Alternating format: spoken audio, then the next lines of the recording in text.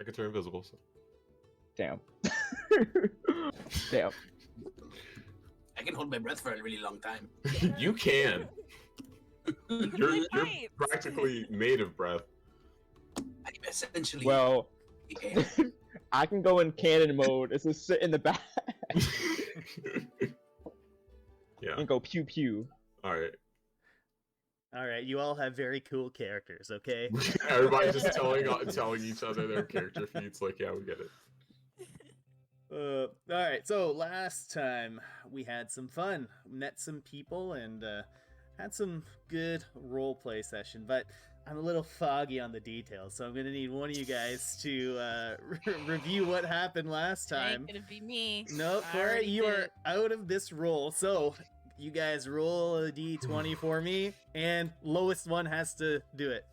I am Wow. genuinely cold and shivering at this. I can Please. Let me God. let me open up. There's no way. Yes, go. Okay, my turn. Waiting for one more. One more. Please. Please. I'm coming, Please, guys. Not one. Please, No, not one. no. do it. Oh, Damn. Oh, Okay. so close, so close. Nailin, not close enough. regale Okay. us with what happened last That's week. so funny. Well, it's a good thing my notes are good. So, we rested a bit before taking off back to town. We all went to the stopover as Ladrin played his music along the way. Corey was hugged by a halfling. What was her name? We learned was the owner of the stopover. We see that the Paladins of the Advent are in there, and Ladrin tries to introduce us to him, and Quinn helps describes us as heroes of Valakin, but they don't take us seriously and very much guffaw at us constantly throughout the whole process. So Nailin tucks Zar in to rest. We later learn, at least separately, that Corey has a daughter. After we learned that, Zar had a nightmare of his mother in old shop in an institute of magic. Throughout this vivid dream, Zar transformed into a more mature form of himself. Nailin then later confronted Zar, seeing him basically hit puberty, as Zar's matured form was revealed to the rest of the group. And after a bit of talking and saying some very heartfelt goodbyes from Corey and her daughter, we all went to Vrento. We on the way, we met up with we saw the carpet salesman and his niece that we encountered back when they tried to, or just him, tried to attack us. And he says that he's a changed man and he's selling honey now. And Nailin bought some honey from him after we discussed with him some of our findings, and we went back to Vrento. Awesome.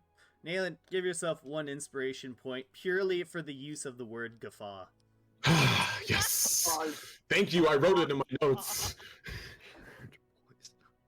Because, god damn it, creative words deserve creative rewards.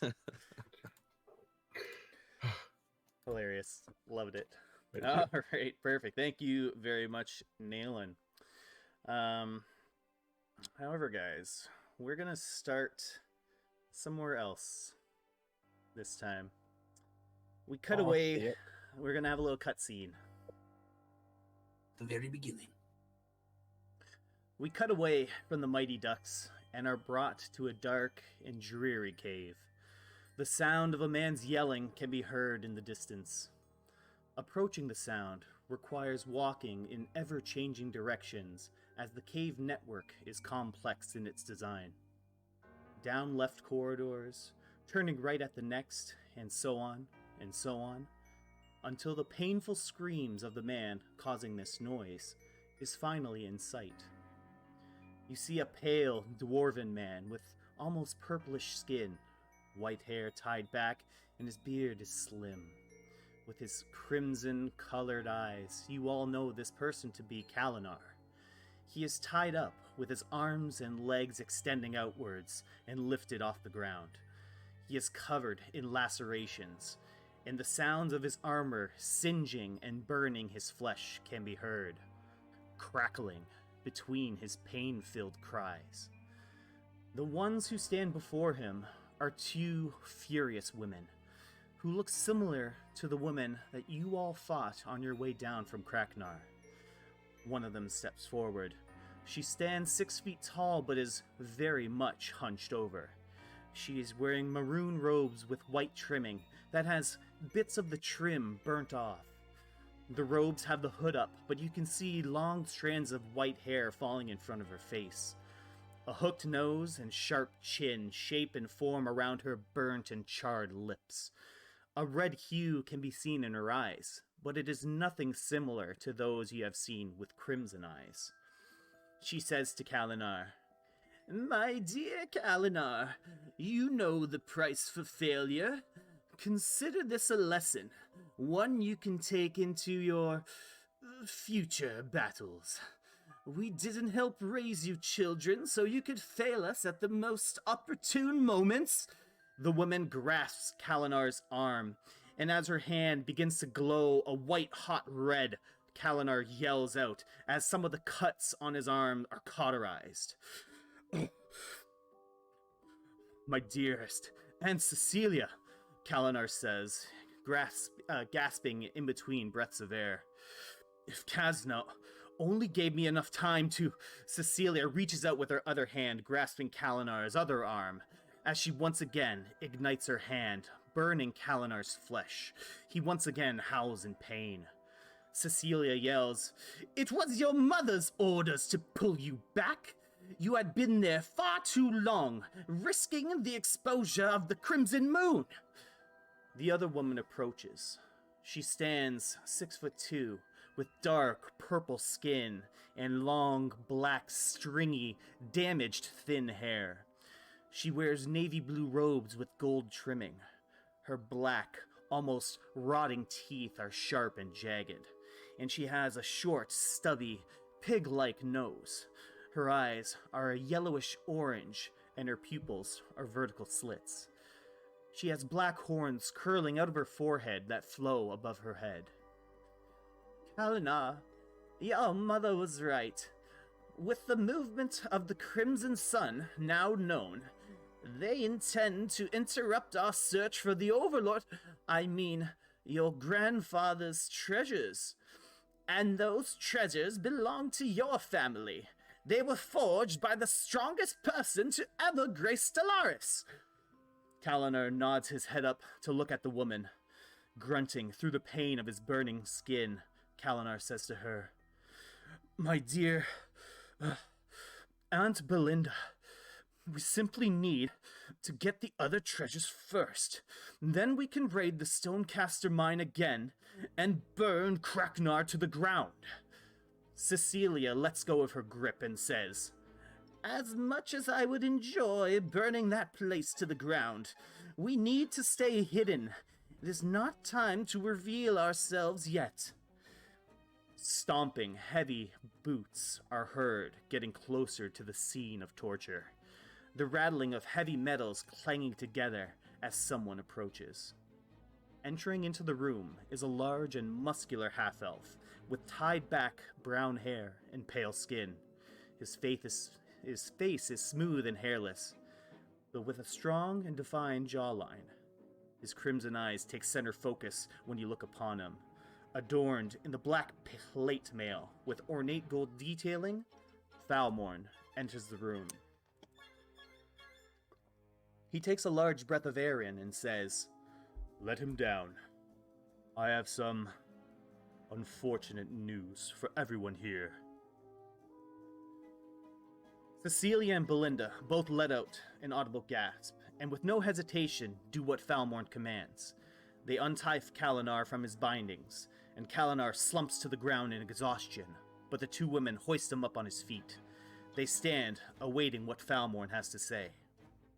With a large sigh, he he says, "The beasts have told me. I'm sorry to say this. Aunt Geneva has been killed." Cecilia and Belinda both audibly gasp and move their hands to clutch their chests and their mouths and begin to cry together. Kalinar stands there, wide-eyed and in stunned silence. Falmorn continues. "Aunt Geneva was instructed by Mother to take a look around Stonecaster Mine to see if anything needed to be covered up from Kalinar's foolhardy plan." Falmorn looks over to Kalinar, but he remains too shocked to speak. "On her way there, you'll never guess whom she encountered, Kalinar. That adventuring group working with the Crimson Sun!" Falmorn angrily grabs and throws a nearby chair against the wall, causing it to shatter into splinters. Kalinar snaps out of it. "No, that's impossible. They couldn't have gotten out of the mines. I cut the lift ropes myself." Falmorn replies, "Well, it looks like they made it out, and they didn't leave empty-handed." Kalinar looks up to Falmorn. "No, you don't mean they found one of Grandfather's treasures?" Falmorn grunts. "It appears so. They were last seen on their way to Vrento. We cannot reach them there." "Why not, brother?" Kalinar exclaims. "Why don't we burn Vrento and all the other cities to the ground?" Falmorn stomps forward towards Kalinar. He reaches out and grabs him by the neck, holding him in the air.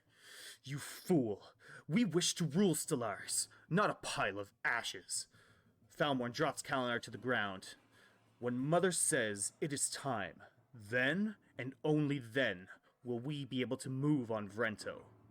But for now, we need to find Grandfather's remaining treasures." Falmorn starts sniffing the room as if something has caught his attention. "Nadal? Come out, I know you're here." Slowly pacing out of a dark corner of the room is a humanoid standing around 5'10", with skin that is a dark shade of blue. His crimson eyes being the only distinct feature, as the rest of his face is smooth, with no nose or mouth. He is standing there, naked. His body is thin, sinewy, completely hairless, and sexless as well. "Brother, I know you are in mourning, but I have a task for you." Falmorn turns his head. "Kalinar, for you as well. We have heard that one of the black market guilds in Onagas may have stumbled onto one of Grandfather's treasures. The Crimson Moon have few allies there, and we do not wish to make enemies. The two of you should be able to handle whatever this gang wants you to do. Nadal, you're in charge of this mission. Go and win back our family's history. Kalinar, you wear Grandfather's armor. It would be best if you do not dishonor it again." Falmorn goes over to the two women crying and embraces them. Nadal walks over to Kalinar and changes the shape of his face so he has a mouth and says, "Let's do this, brother. Time to show what we are made of." Nadal then extends his hand out to Kalinar. "Aye," responds Kalinar, grasping Nadal's hand with a firm grip. The both of them turn and exit the room. And that's the end of our cutscene. Okay. All right. Uh-oh. Mighty Ducks got Interesting. They Some cooking up trouble. some to no avail. What a slayful moment. Wow. So, you guys are currently arriving into Vrento.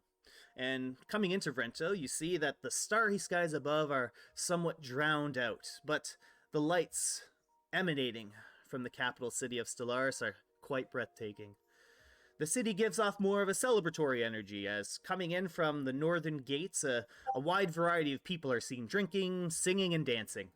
You catch glimpses of the Paladins of the Advent, laughing and drinking with each other, and some of the townsfolk. You see more of the citizens adorned in various types of armor, and a large amount of them are now carrying weapons on them, giving off an adventurer's appearance. The smells of burning meat, ale, waft through the busy main street as a cacophony of sounds fills your ears. The small street vendors that line the main road through the market district yell out to get your attention. And as you guys enter, what are you guys doing? I want to see the source of the who's calling to us. There's about I would say 4 to 8 vendors just kind of lined up on your side. They're just kind of yelling all sorts of things like, "Oh, come try this salted fish. Oh, milady, come smell this perfume. Oh, there's meat," all this kind of stuff. There's tons and tons of things just kind of being bombarded. You guys are walking through, which is essentially the main strip of Vrento, which is really filled with a lot of marketplaces, stalls, taverns, kind of that general area that people would go if they need some food and fun. A bazaar, if you will. It's not that Midas strange. is gonna look around, smiling. Yes, it's so happy to be back here. It's quite a lively city. I've never been. Oh yes, quite a great deal of vendors trying to sell you all sorts of odds and ends they have. Try not to get hassled too hard. We're pretty no, good at don't it. worry. It's also really nice to be out of the snow. I'll say. Yes, agreed. We might need some new clothes, don't you think? Agreed. We are going into more hotter climates. Well, if y'all want to get new clothes, there's only one place I can do that at. Where? Is it the guy with the salted fish? Is that where we get the clothes? No. Is it your Salted fish sounds pretty good right is it now. your Uncle Taylor? Is he gonna sew us something? Oh, your uncle's Right. name is Taylor? I No wonder. I do not have any uncles. Not a single uncle. No. What are you guys, proposing, Midas? this is very upsetting. Both of Yeah, your parents are I'm taking this personal. Can you just come out with it? Oh my, we can go to the Golden Loom. Oh, right. There's a here. Oh, you are saying to us that the Golden Loom is a place. It is not like a ethereal thing that is just in the ether. It is a actual place. Is there a real Golden Loom? Is that why you call it a Golden Loom? Well, no, there's no actual Golden Loom. There's no Golden Loom, but you call it the Golden Loom. Yes, it's Who made this name? Mr. Walter Mellon? well, no. That's not important. Look, the names just comes from the fact that we are the top tailors, and Midas with Galera Eladrin as he says this, the top tailors in Stellaris. We are the gold standard, if you will. Hence the Golden Loom. Then why don't you call yourselves Golden Standard instead of Golden Loom? That would make a lot more sense. Neil kind of nods his head at that. Maybe I need to have a talk with your marketing department. You know what? You do that, and let me know what they say to you. Okay, I will tell them you sent me. Should we be on our way to the Golden Loom then? Yes, I think please. we need the Golden please. Standard, okay? I think beg of you. Let us go. Oh yeah, we can definitely go. Some of y'all, and he eyes Corey, could use a makeover. Excuse me. Your My excuse. clothes are perfectly fine.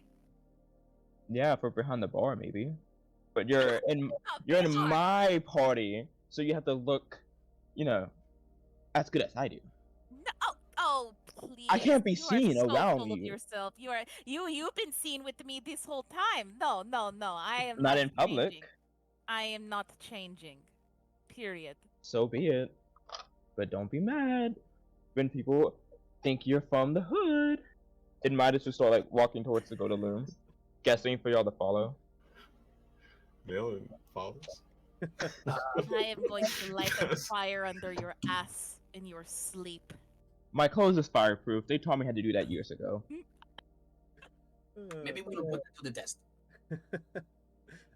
So as you guys are kind of making your journey over to the Golden Loom, you guys make your way through the center of town. Corey, if you look in the campaign notes in the Discord, there's a map, a crudely drawn map of Vrento and the districts. Excellent. Oh, I think I see. Is it the one in like? It looks like it was made in MS Paint. You got it. That's it. Crazy. That's it. That's the one. So You know, on camera. This map was On actually made camera. of the Golden Loom. Hey, no, that is not the gold standard. That is the gold standard, fam. That might be like the platinum standard, but not the gold standard. It's the platinum better. So as you guys Shut are up. passing through the market district, you guys can hear a town crier, and you hear him in the distant background amidst all the other noise that's going on. But as you kind of cut through the crowds and take those lefts and rights to get down the street, you hear the voice a little bit clearer, and you can hear this in the background. Join the Stellaris militia. Earn money for your families by quelling the monsters that invade our lands. Join the Stellaris militia. Earn glory for your actions. Join the Stellaris militia, because we cannot rely on the Vrento guards to save all of us. We must do it ourselves. The crier then repeats these phrases over and over again from atop his little soapbox stand.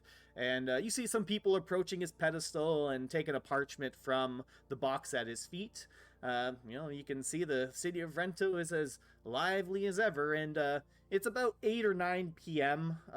Right now when you guys arrived in town, and you guys are currently headed to the Golden Loom, unless there's anything else you want to do before you headed over there.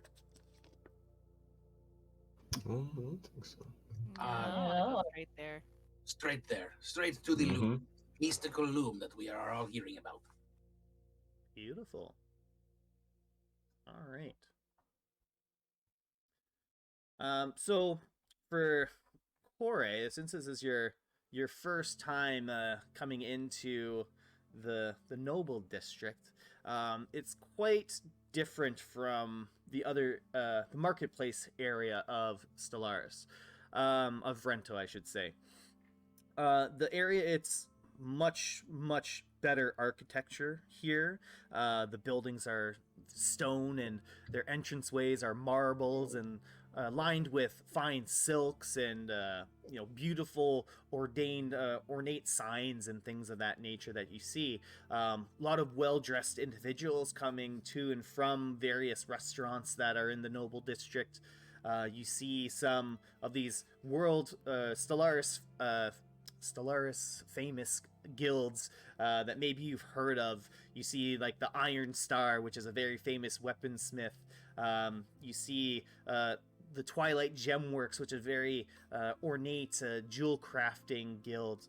And as you continue to walk through the Noble District, you see something that really catches your eye, Corey. And it's a building that has a very elegant sign on the entranceway. But most curious is the front of the building. On either side of the entranceway to this building, there are large windows that allow passerbys to see what's transpiring inside. Do you want to take a look? I definitely want to take a look. All right. So when you peer inside the windows, you see the hustle and bustle of 2 kitchens working together to get orders out for the patrons here. Fine silverware and plates are placed gently on the table by the staff. Not a speck of dirt can be seen in the dining area. You see the people's faces inside fill with delight as they bite into their meals for the first time. The chefs here are at the top of their game, and all those who strive to work here are the best of the best when it comes to their culinary skills. You are standing in front of the Chef's Guild, known as the Gourmands. Oh my gosh. It's the Gourmands! And she like presses her like whole face and like arms and everything up against like the glass of the window to like look in and see. And she's like, wow, look at that! Look at those meals! Oh, everything looks incredible inside. Just fangirling about it. So as you slam your face up against the glass, you get the nearest chef to the window kind of quickly jumps over to you and kind of looks at you strangely. He's not accustomed to the people smashing their faces or smushing their faces up against the glass. He's more He more serves a more refined folk.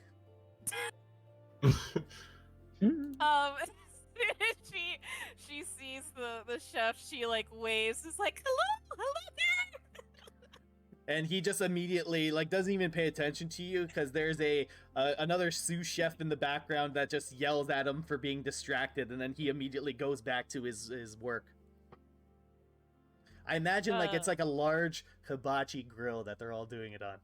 Oh wow, yeah. Oh my Corey's gosh. never seen anything like that before in her life. She is just thrilled. Like she doesn't even acknowledge or realize she's like peeled away from the group. Like she is just transfixed. Leading the group, Midas is gonna turn around and make sure everybody's with him. And then he's gonna do a double take once he realizes Corey isn't like attached to their hip. He's like, Corey, leave him alone. You look back like 20 feet and just Corey's face is smushed against the window. Did they not give you any decorum? Get over here! And he like, kind of like march over and like pull her by like her shoulder, like let's go. Wait, look, Midas, do you see? There, look at all that. Come That is on. incredible. Jesus Christ, he's I've heavy. never seen anything so beautiful in my Go life. on! Oh my God! Yeah, he just has to drag her out. She's just like yapping like, the whole time. Digging both heels into the ground, trying to like pull it away. So yeah, she eventually like goes away with him. Jesus. See, I knew you didn't dress like us, but I didn't know you was gonna act like us. You could embarrass me. Come on. Oh, hush. Okay, where is your golden loom? This way. You can't miss it. All right, she follows. She certainly can miss it. She almost missed it, staring at the gourds. Or maybe she looks forward and not leave the group. I promise I won't go astray. I cannot believe I'm seeing the gourmands before my very eyes. Have It's you not seen them incredible. before? No! I've only heard of them and read about them, but I've always wanted to join them for the longest time. Oh, well, you should probably try their food. It's delicious. I used to go there all the time. He like Really? draws it out purposely. Really? Mm-hmm. Tell me everything. Tell me about every last dish you ate. What was it like? What was the experience? Why tell you when you can just go yourself? Ugh, you're withholding things from me. I want to know. You'll be fine. And Midas, you're saying this knowing full on that like an appetizer is like 100 gold. Yes. It's okay. Maybe one day you can go. Not just like that, I hope, but you know. She like elbows him. Watch it, Granddad. You watch it. You know, you're in my city. It would be a shame if someone left you in an alley I somewhere. didn't see your name on it. I did not see Midas is Vrento. Midas land. Midasopolis. You look towards the group. Why do we bring her again? I mean, she raises a fair point. Do you want to get left in the alley also? You literally brought her, man. She was at the gourmand place, so you Yeah, were. you dragged me here. You could have. All right. I get it. I might just like go back to the front of the group. God. I think my favorite part is that she gives you a hard time. That she's a great addition. Oh, I like you, Czar. He's Oh, a little thanks. touchy, huh? By the way, I think your clothes are pretty cool, Corey. Thank you. You flatter me. See, Midas, my clothes are just fine. I do not need to change. Zara doesn't make clothes for a living. I'm pretty sure he still wears a size 5 in kids. So, Are you That's not the right comeback. I'm sorry. Oh, We will work on your comeback, Czar. Not to worry. okay. Aladrin's been kind of helping me out with those. I If only that see. book had comebacks for him. zinger! But the book is sassy now. I think it's taken after you, Midas. It's What do you mean by sassy that? now. Maybe it is growing with you. Maybe so. Like you're sassy, Midas, and like the book talks back and stuff. Sassy? I'm not sassy. Midas, Hmm. really. Yeah, he looks at the rest of the Hmm. group. Hmm. Why are you looking like that? Just take us to your guild. Okay. Oh, God. Maybe I should have just left you over there. How far away are they from the guild? You're not too far away. Probably just about another 10 minutes or so, walking on foot. And the noble district kind of has a little bit of an incline to it, so after a little while, you guys can feel a little bit of burning in your legs, but you are slowly approaching what Midas points out to be the Golden Loom building. And as you approach, the building has very elegant silks and expensive leathers displayed in the windows. They're weaved together in ways that really just stretch your imagination. And as Midas leads you guys inside, you hear the sounds of sewing machines and fast hands working to stitch together clothing. There are workshops for specific materials inside the building, and many rooms for private tutoring and teaching for pupils that are worthy of the skills and techniques used by these artisans. A store is present inside the building, but the price tags on the clothing make it's expensive. It's about the same as like a month's rent at the Crimson Echo Hotel. Yes, Midas. I was going to ask, how were we going to afford all of this? He'll look back at them with his hands clasped, like, wait, I can't afford it? Do you not see these prices? I see them. This is nothing. Good, then you can buy it for all of us. Why would I do Agreed. that?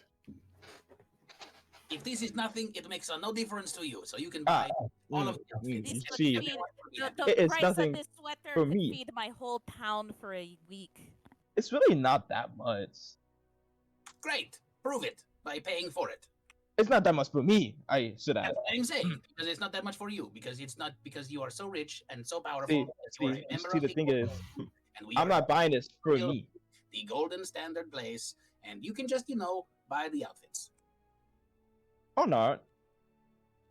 So you want us all to look like we are dressed in rags?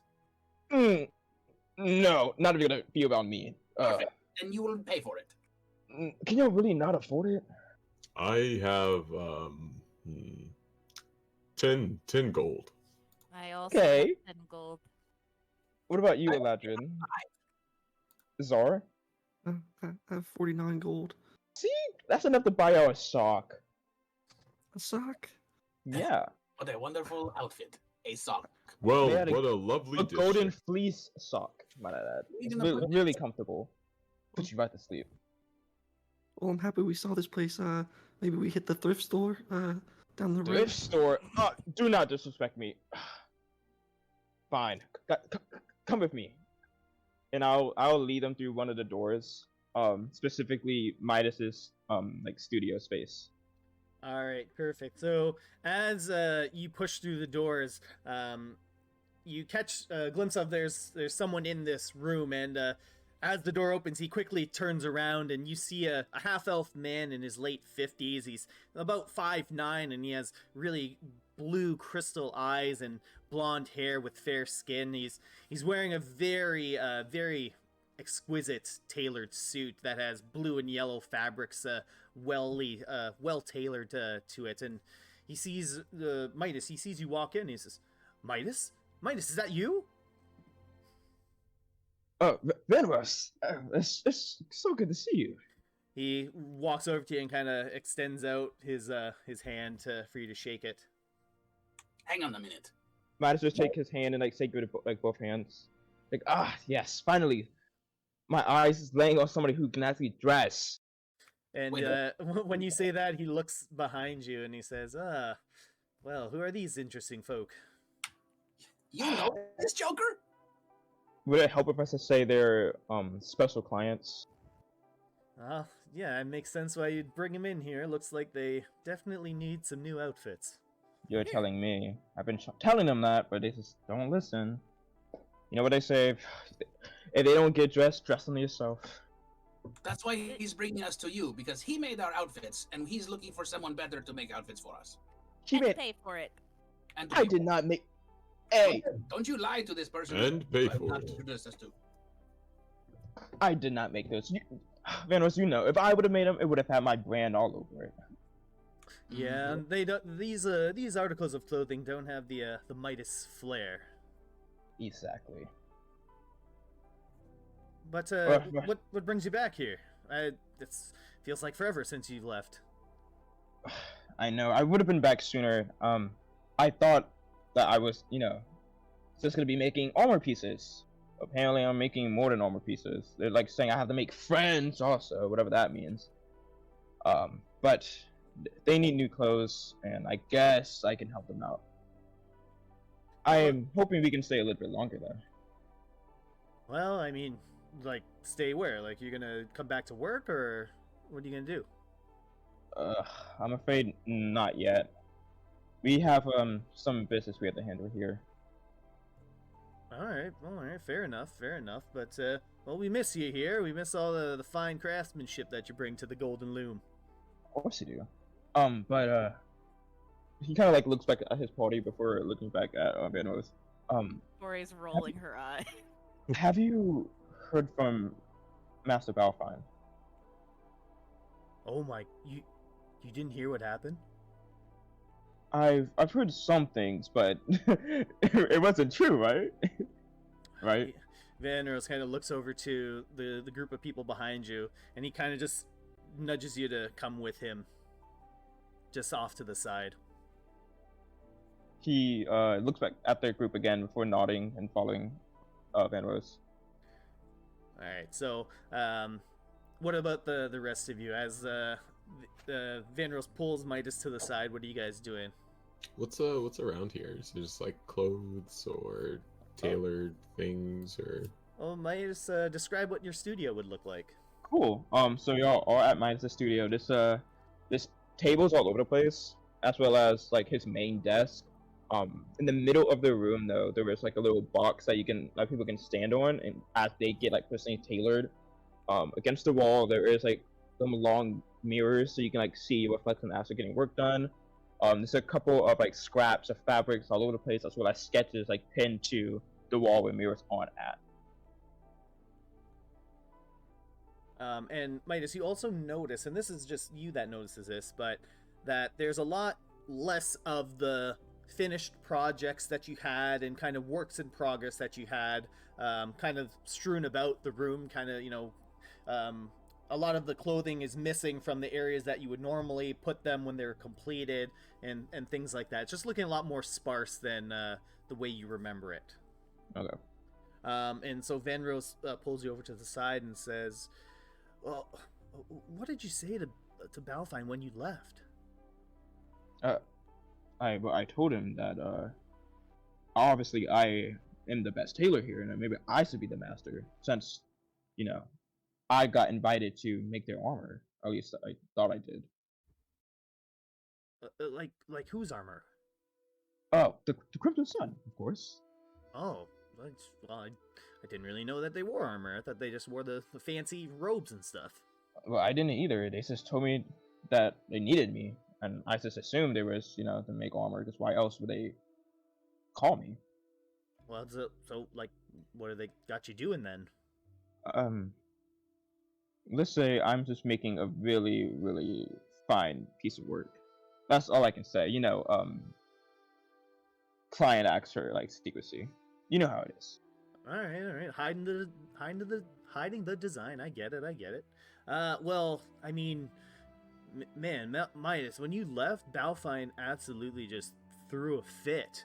He was saying stuff like he felt underappreciated by his best pupil, that he was angry that you left his tutelage to learn from somewhere else, and the craziest thing, he literally grabbed all of his projects, his finished projects, and he actually came in here and took some of your items as well, and he just ran out onto the streets in the marketplace and just started giving all this stuff away. We don't know what the hell came over him.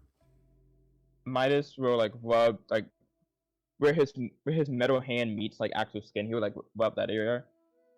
He called me his best pupil. Wait, he took my clothes?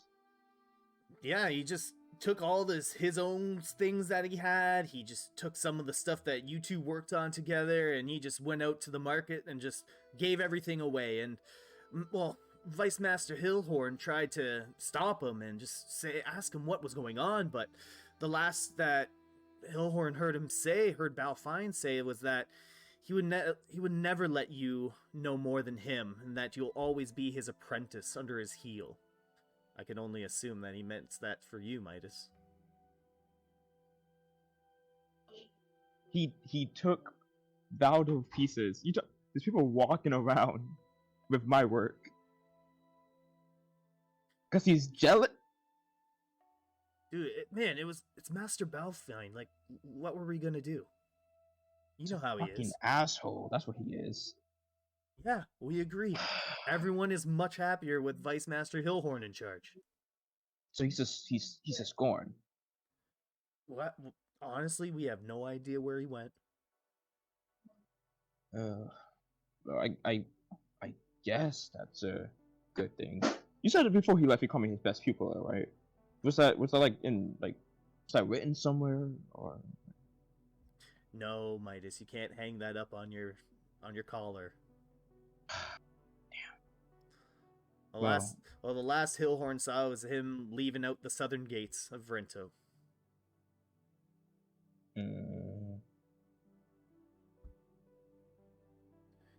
I hope. No, I don't. I. He really gave away my pieces. That is upsetting. Yeah, I'm sorry, man, but let's look to the future. Some more newer designs, maybe with all the things that you've learned. And then Vanros turns back to the party, kind of just looking around the room, and he'll say, "So, do you want some help with these guys, or?" Yeah, you can get a couple of them, like that blue guy. No, not the tall one, the annoying one. Yeah, can you handle him? I'm sure he would love your touch. The Vanros looks over to you, Eladrian, and he says, "Hey, buddy, what's your name?" Are you talking to me? Yes. My name is Eladrian Breezeleaf. Perhaps you've heard of me. Doesn't sound too familiar, but Midas just shake his head. Who do you want to work on your clothes? Me or Midas? Why are you asking this, man? Choice? Of course. No, you do not. Then Midas. He has always talked about how handy he is with a needle and thread. How he is such, the greatest tailor in all the land. Yeah, I can poke an eye out with just one hand. Vanros just puts his hand on your shoulder, Midas, and he says, "Well, Midas, I guess it's time to prove it then." I like you. And Vanros will go over to you, Nayland, and he'll say, "So you looking for some new clothes?" No, I just purchased some armor, something to overlap so it doesn't seem as clunky and gets in the way. Sure, I can work with that. I'll just need the armor. I'll just hand him my chainmail. Yeah. Sorry, not chainmail. What did I get? I'll hand him my armor. And Vanros will take the armor, but then as he turns around and he sees you, Kore, he turns back to you, Nayland, and gives you the armor back, and then he turns back to you, Kore, and says, "My apologies, madam. I didn't know that I was in the presence of such a beautiful woman." And he bows very deeply in front of you. Well, hello there. I did not catch your name. My name is Vanros, and he begins to kind of circle around you, just looking up and down. Looks like he's measuring you for probably some design that he has in his brain. He's still holding his armor. What are you doing? Well, it's not too often that I get a Herringon model to work on some clothes for. I was just... Apologies, sometimes I get a little bit lost in my work. Corey, you never told us you were a model. Well, if you, I mean, well, would you like me? I don't know. Would you like me to help you in some way? You seem like you're thinking of the designs in your head as we speak. Well, only if you wanted a new outfit. That was all I was thinking about. No pressure, no Yeah. pressure, no pressure. Midas would like smirk from like against the from like oh wow from the way back. She's like, I really do appreciate the flattery. I just this whole shop, it is, well, the fabrics and everything. It is nicer than anything I've ever seen in my life. And well, I come from a humble town. You see, there's no way I could afford any of this. Oh, say no more, my dear. I'm going to work on your other friends' outfits here first, and if you change your mind by the time you get to see what the finished product is, you just let me know. And he'll just turn around and go towards Naylan and grab the armor. All right. And she kind of looks after him, it's kind of a quizzical, kind of critical look on her face, like like And- not sure what to think. And Vanros doesn't even look back at all. As soon as he gets hit the items that he needs to work with, he goes into pure focus mode and just starts drawing out blueprints, grabbing bits of leather scraps and things of that nature. And he turns back to you, Naylan, and he says, any particular color in mind? Black with white. That's about it. Ah, very stylish, sir. Good choice. And he goes, I think I have the perfect idea for you. And he grabs some more bits of leather pieces and bits of white leather pieces, and he grabs your armor, and he looks over to you, Midas, and he says, better get to work. Let's see if your skills are still up to par. Let's not forget who the faster one is. Zora, come on, get on the podium. What? Eladrian Okay. has already taken off all of his clothes and he's handing them to Midas. Chop chop! Eladrin? Come on, let's go. Fine. 1 second, Zora. Eladrin, get on the podium. Okay. Midas goes over to his desk and grabs a needle and turns around slowly, looking at Eladrin. Are you ready, buddy?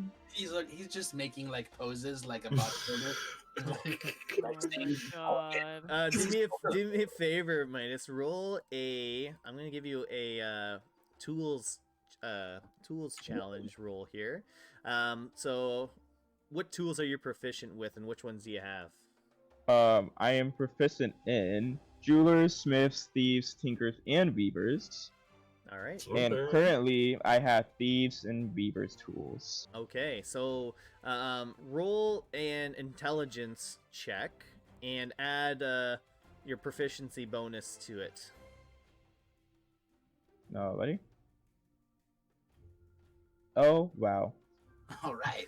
All right, so you're approaching Eladrian with a sharp sewing needle, and tell us with a 9. Why don't you tell me what happens? Midas is gonna look up at Eladrin as he like gets ready to like tighten some clothes that's wrapped around him. Alright, stay perfectly still. He kind of like jabs the needle into his thigh. Ow! I said stay still, and he does it again.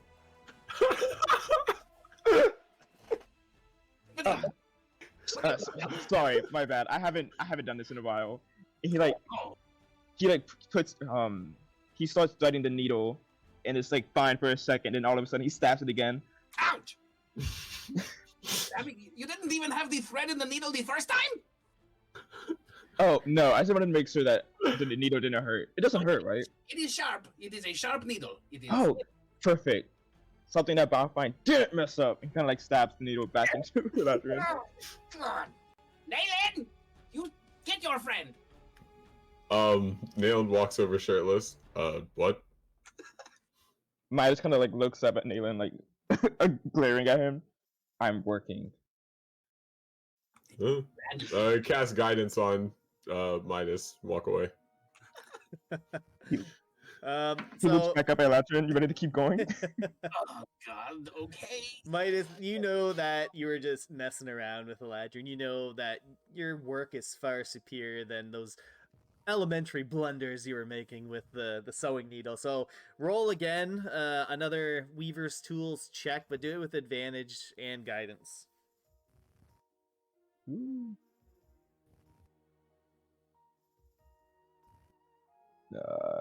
Bam.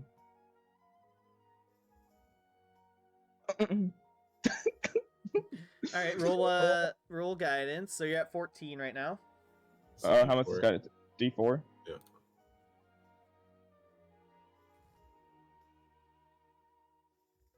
Perfect. All right. Good ass guidance. So describe to me what's how Midas does his thing. Alright, after fucking around with Eladrin, he's gonna move on from the pants and start tidying the top around Eladrin. Eladrin, you understand what you're wearing? What? Do you understand what you're wearing so I can like describe it good? Oh yeah. Awesome. Just to start spewing bullshit. I will send it to you. Hold on. Cool. As Eladrin's doing this, Midas is gonna look over to his sketches and starts reading them out. So what did you want exactly? Like, I know your taste levels is a bit mediocre, but I can do a couple of different things. How do you feel about a corset?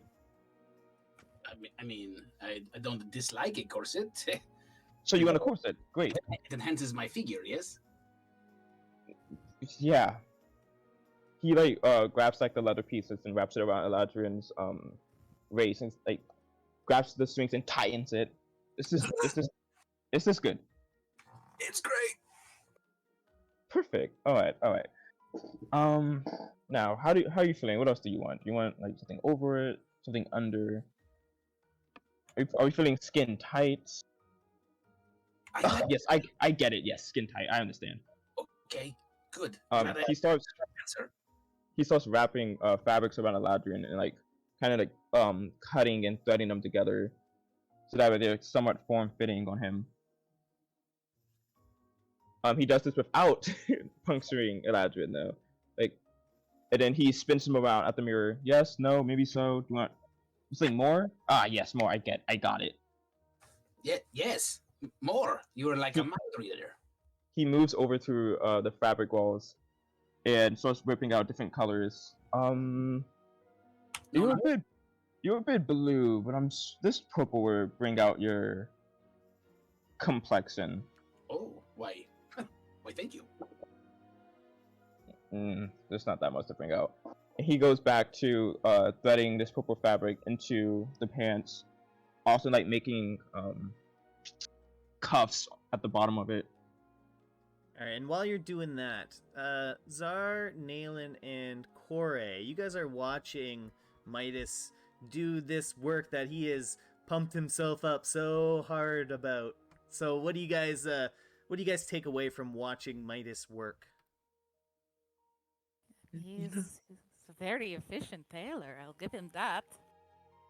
Nalen is very impressed by his like very quick, dexterous hands as he's like working very quickly with like needle thread, fabrics, and all sorts of things, and like being able to know what fits with where. Just very puzzling to Nalen. He shows a lot of respect towards it. You know, I can see why he's so cocky now, but maybe if he put as much love into us as he did the clothes, then it'd be more fun. He puts plenty of love into us. His own way. His own way. Give him some time. You saw the way he stabbed Eladrin? That's the kind of love he puts into us. Yes, but do you see how it's making the clothes? Yeah, it's pretty great. It's cool to see him in his own. I doubt he makes clothes like these for just any people. I don't know. I mean, he had some really nice projects on there. I mean, if anything, he made it sound like he didn't want to Well, maybe him saying he doesn't want to be seen with us walking around with shabby clothes is his own way of wanting to take care of us by making things himself. Maybe. I'm being very charitable here because of you. Thank you. Yeah, no, I still don't see it. I just think he's like gaslighting us all. We're basically we're basically dolls to him. Gaslight. Yeah. Jesus Christ. Sorry. It's getting a bit drafty up Really here. growing up. As this is what I was talking about gaslighting. Midas is like behind Eladrin. He's like pulling him by the hair, like gotta tighten the ponytail, and he's like braiding a ribbon as like to act as like the ponytail holder. Come on. He's like gripping hard, like come on. And as you're continuing to work on Eladrian's new outfit, Vanros comes back in from his studio and presents Nayland with his new set of clothing. And he looks over to you, Midas, and says, "Well, you're still working on the first one." I have he's Venos, get out of my studio. He laughs, and then he, on his way out, he looks over to you, Cora, and he says, "Last chance, my lady." Well, if you so insist, you're a quite convincing man. I shall at least try on whatever you think I would look best in. Perfect. What do If you you think wouldn't, about that? if you don't mind, Midas, I'm gonna bring her to my studio if that's okay with you. Swords, just don't keep her too long. Of course, I wouldn't dream of it. And he extends out his like his elbow, like hook up with his arm, kind of deal, like escorting you. Shall we, my lady? Ore, like, she internally, she's like taking a deep breath and screaming in her brain, but on the outside, she flashes her most dazzling smile at him, and she links up with his arm, and she says, "Yes, of course, sir." And you're very you're very off put by this high society type pageantry and things of that nature. It's not what you are accustomed to, but reluctantly and a little bit hesitantly, you do kind of grab his arm, and he quickly kind of brings you, like almost semi drags you on the first step. You kind of stumble a little bit, but you catch his pace and you follow him to his studio, which is not very far from Midas's studio. And during this time, Eladrian and Midas, what are you guys up to? I am bleeding from the pricks of the needle. Midas is gonna push Eladrin off the podium, like, alright, you're done. It's alright, let's go. Well, Oh, it's me. It's my turn. okay. Thank you. And Zaro, kind of as as Eladrin gets off the podium with like a blood pool, from all the times he got stabbed. Like, oh, I don't know if I could do this, but just Get on the podium. yes, sir. Midas is gonna pull out a couple of like sketches out of his bag and kind of like lie it on the floor. It's like, all right. He's gonna grab a couple of fabrics, some scissors. It's like, all right, this won't take me too long. You're not the flashy type, I see. The flashy type. I mean, I like fire. I know, sorry. Just shut up. And he's gonna start wrapping fabrics around him, and he cuts a hole in like a pair of what looks like there's gonna be pants, but where a tail could go through. And you can see he's like kind of like looking at the sketches as he does this. How do you feel about a skirt? Well, I mean, I think there'd be more room to breathe. So you like skirts, right? I can make you a skirt. You're the expert. You're so right. I am the expert. And he starts like rips the pants in half and kind of throws them off to the ground before grabbing more fabric and like wrapping it around his face. And he like keeps wrapping it, making it tighter and tighter. No, too tight. He kind of whips it up, does it again. And at this point, there's like piles of fabric all around Zar as he like keeps changing different outfits before coming to a conclusion. It's just like buried under everything. She's like, looks great. You're missing something. Ooh, I know. You want me to take out the book? Maybe that's what's missing. Not missing that. Oh, Galadriel walks over to Maine, or to Midas, and says, "Hey, don't forget about the tell hole." 1 second. All right. He starts cutting more fabric and like wrapping it over Zar's shoulders. See, look, now you can stay warm, and it looks like you can hide your baby arms. thank goodness. I might have grown up a little bit, but I definitely didn't get any stronger. And he starts like fixing the top that he's wearing, making it seem like look like a turtleneck. And now you look sophisticated. Now you look like you belong in Vrento. You almost look as good as me. Almost. Thanks, Midas. That's pretty nice. Can I ask for one favor? What? He'll snap his fingers and anything will pop up on his arm. Can you give anything a bow tie?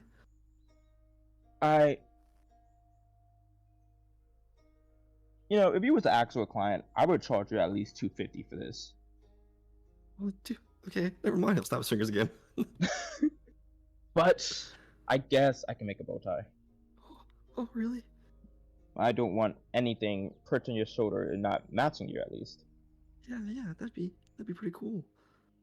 He grabs a piece of ribbon and ties it into a very thin bow tie and like wraps it around anything's neck.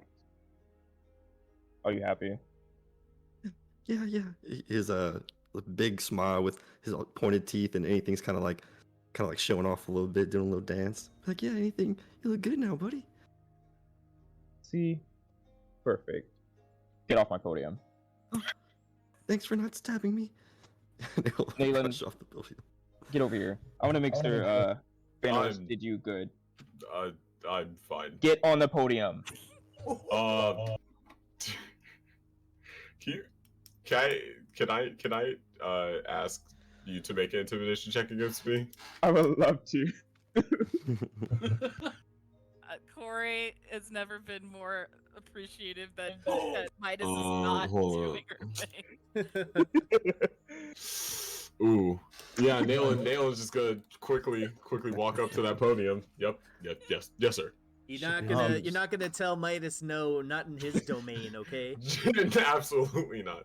Midas starts lifting different pieces of his new attire because, you see, Venos is good, but he is not as good as me. He cracks his knuckles and his fingertips starts glowing as he like traces something on the top of Nayland's armor, giving Can I him. ask how you're getting up to like the top? Because Nayland is quite tall and now standing on a stand. Do you have like a little ladder? Midas has a stool. Okay. And he's not the shortest. He's like 6'2". Okay. But he starts tracing a sigil on the armor, giving Nayland an infusion. Oh. And he also like starts tracing into the armor, putting his initials, and that's where the initials is the actual infusion that's gonna glow. Yes, and this is about a piece. Venomous can kiss my ass. Nayland looks at it. Amazing. What'd you do? He like knocks on the armor plate. You'll find out eventually. I'll find out. You trust me, right? He kind of looks up at Nayland with a smile. Yeah. Yes. I Van- trust you. Get off my podium. Vanros walks back into the room and he sees Nayland standing on the podium, Midas's podium. He says, turns to Midas, "You could never leave my work alone, could you?" I'm sorry. Do you know infusions? Oh, shush! You're the only one that knows them. Of course, because I'm the best. Obviously. I'm just waiting for the rest of y'all to understand that. It's taking Well- you the most time, it seems. Let's go slowly back up off the podium. Fine, whatever, but you're not gonna take this away from me. And he kind of steps to the side, and Corey, you walk in and maybe describe what you're currently wearing. Okay. Actually, can I send you a picture? Yeah, go for it. Okay, cool. Oh snap! Oh I snap! could describe it, but I'm just gonna send it to you. You make me do it. Okay, cool. Yeah. I'm not gonna be as good as a describer as you. All right. Okay.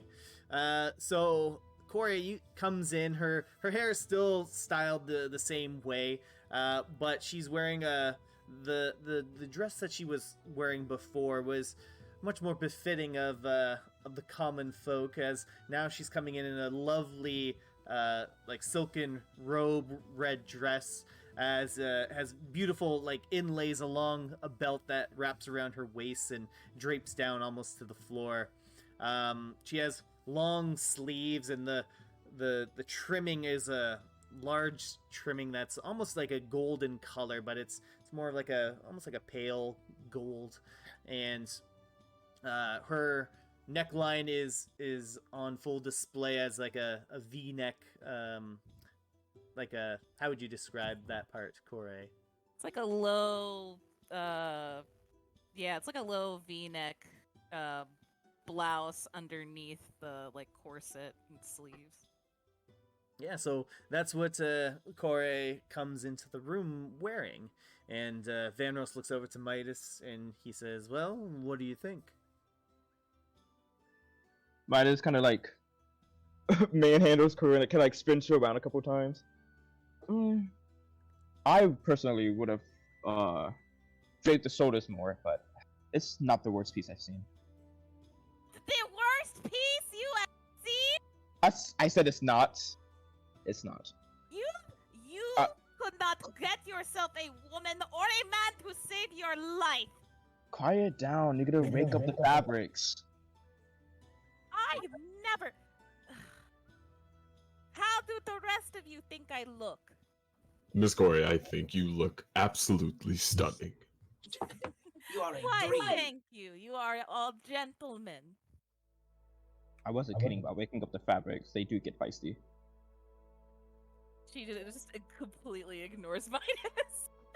And like looks over at the rest of the group, like eager to hear what the rest of the group thinks. Do you think that's why those other rugs were like attacking us? Because they were the angry fabric? Oh yeah, of course. You know, it kind of matches your eyes and your hair. It's a great job. You think so? Think Yeah. so too. And she like looks at herself in the mirror and she like twirls, and she says, "It's gorgeous."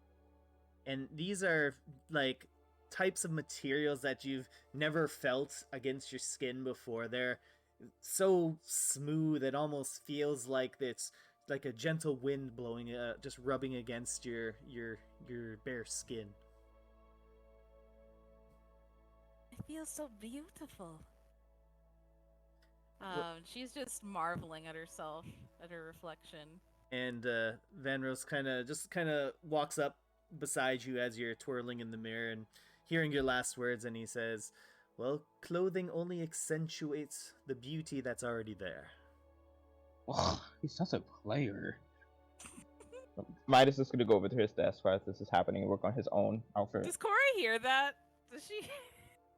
Can I roll to like? Yeah, roll Okay, perception. Okay. Let me do that. Midas, were you just kind of were you saying that out loud or under your breath? Kind of like a scoff. Audible scoff. Yeah, he's like, ugh. Well, that's a 22. Yeah, Wow. you definitely heard Some his little big underhanded weird. comment there. Well, she looks over. She pretends she didn't hear that. And she looks over at God. What's his name? Vanros. Vanros. Vanros.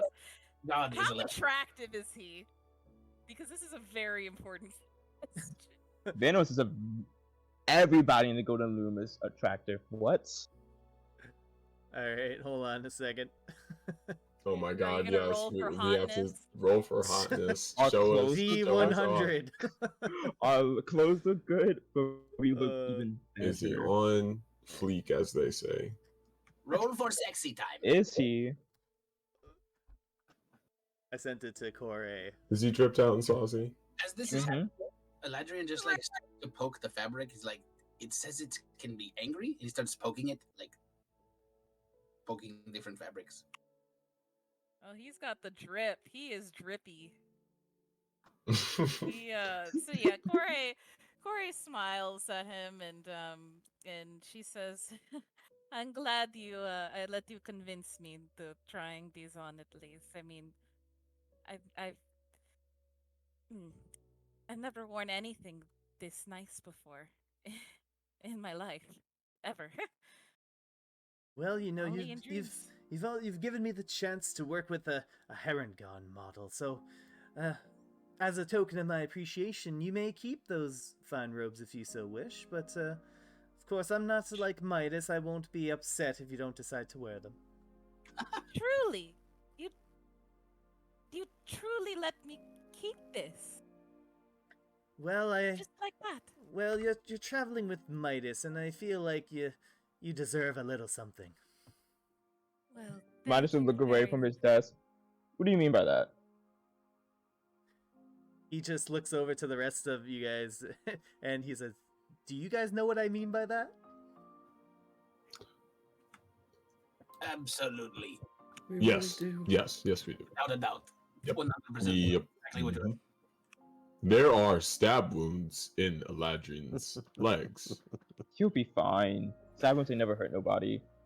As he like aggressively like cuts into like different fabrics. Corey looks over at at I keep forgetting his name as soon as you say Van Rose. Van Rose. His okay. eyes are so dreamy. Get lost. in them. No. But, Yes, he is very dreamy. Look at him, the she looks at man. Van Rose and she kind of jokes like saying, "Oh, I'm very glad I had the chance to work with you and not with him." You see what he did to the other guy? Yes, I have a much gentler touch than Midas does. Yes, you do. Well, I will gladly keep these clothes. Thank you very much. I really appreciate that. He bows it to you and he says, "You honor me in keeping them." And she curtsies for him as best she can. It's what she's seen or been told in stories about how noble folk act. And Van Rose looks over to you, Midas, and he says, "Well, thank you very much for giving me the opportunity to improve your friend's looks." And he looks over to Eladrian, who's bleeding out of the leg, and he looks back to you, Midas, and says, "Maybe you should keep up on your skills while you're traveling." What? And with that, Van Rose is going to walk out of the room.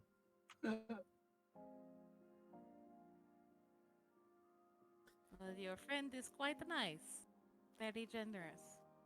Oh You yeah, learned a thing or two from him. he's very generous. I've heard none of his clients ever have complaints. But you say he is a player. Is he? Tell Midas me is gonna more. like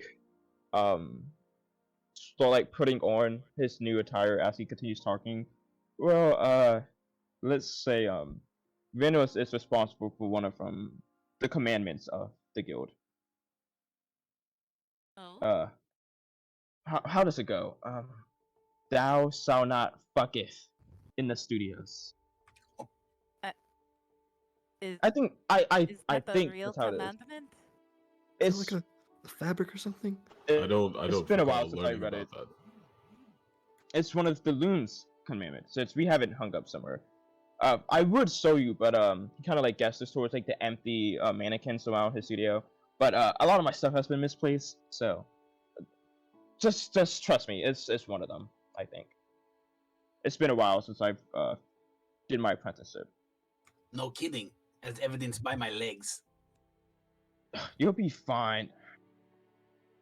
Well, you should really get some band-aids for that.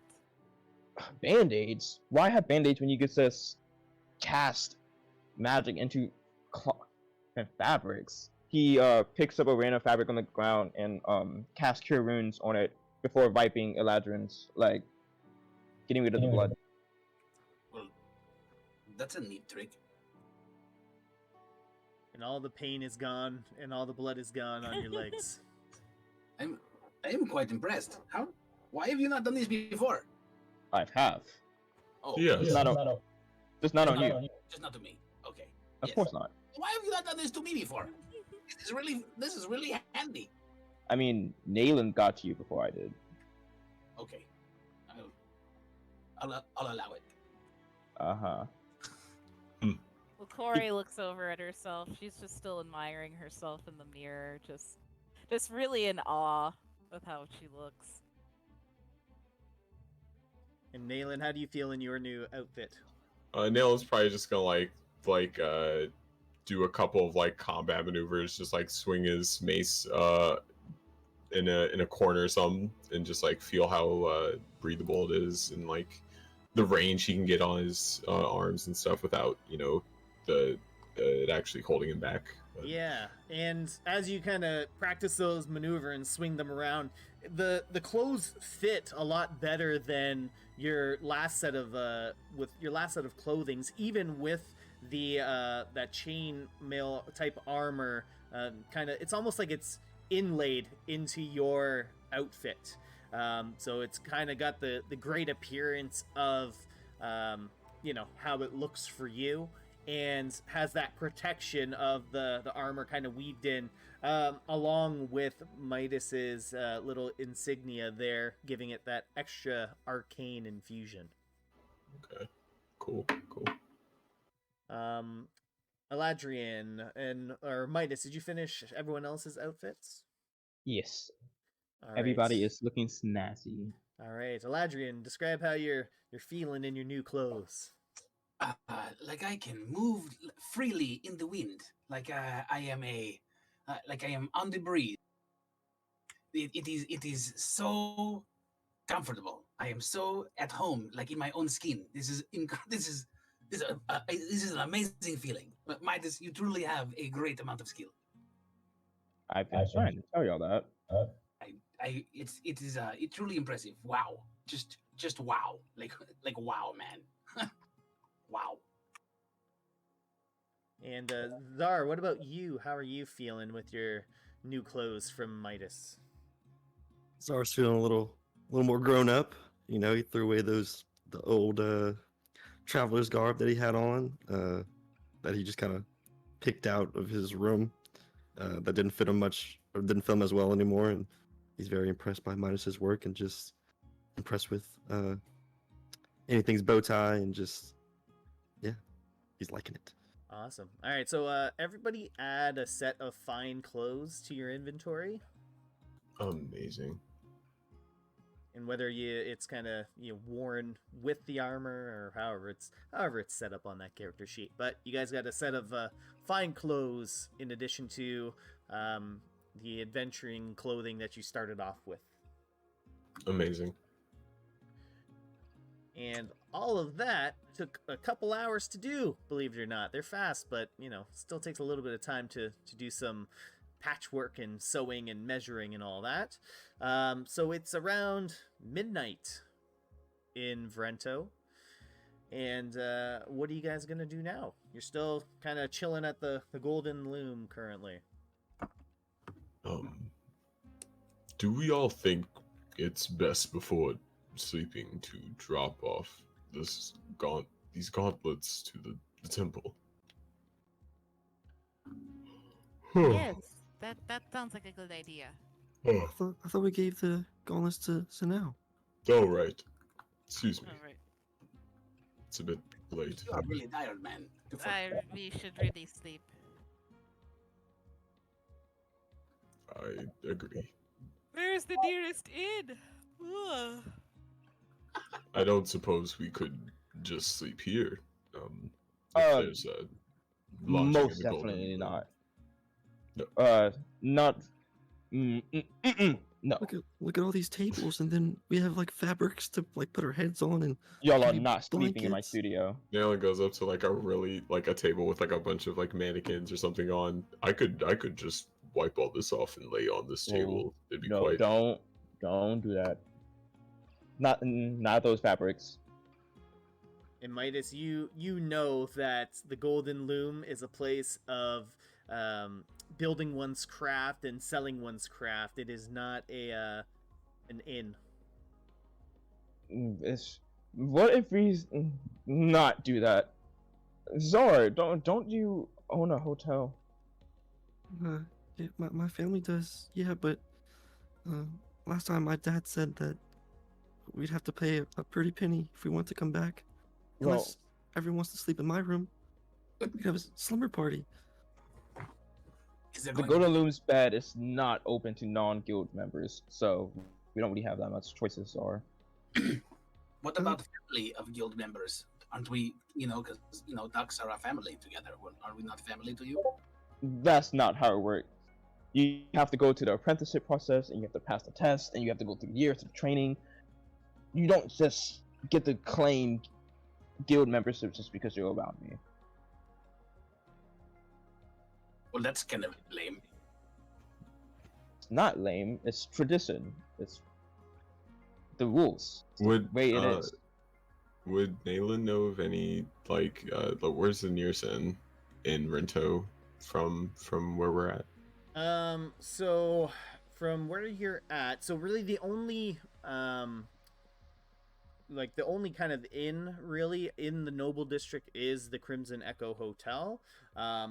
So if that's not available, there are some inns back at the Market District. There's a couple of inns. There's one on the north end and there's one on the south end.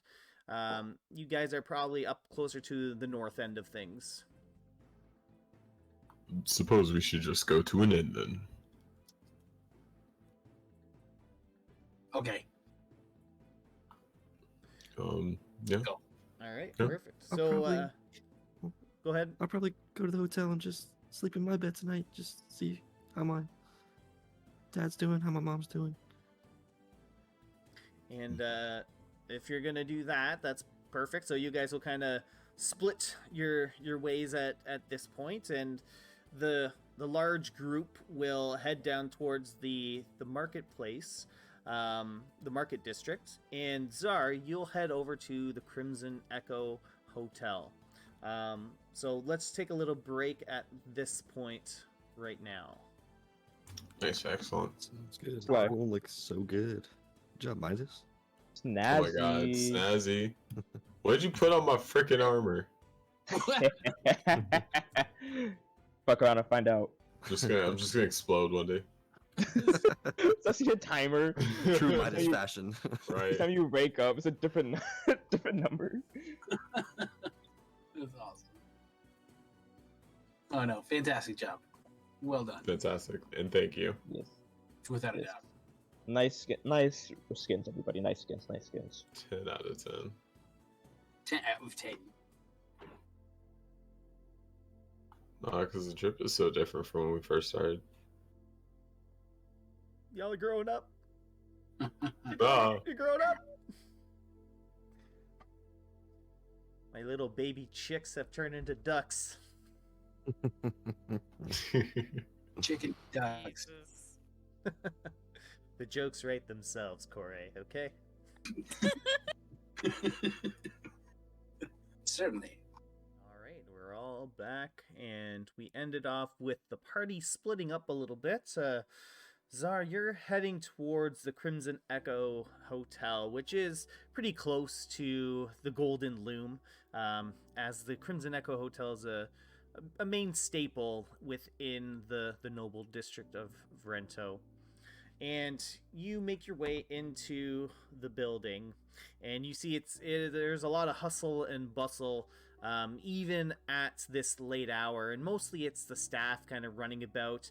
You see some of the maids cleaning up, you see some people doing laundry and organizing, like putting new flowers in the vases and things of that nature.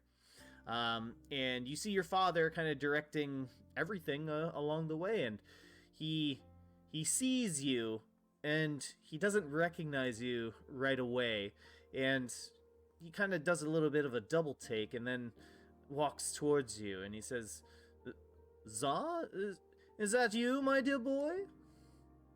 Hey, Dad. How's it going?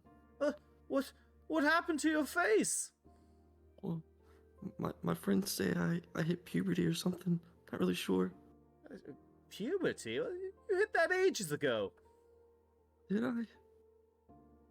And at this point, your father's like, got his hands all over your face, kind of feeling the new like defined jaw lines. He's like touching the tips of your now sharper, kind of pointier ears, and he kind of like runs his hand, like grabs like a good firm grip of your now longer horns, and he's like, "Well, my boy, I don't know what to say, but you do look much more mature, though."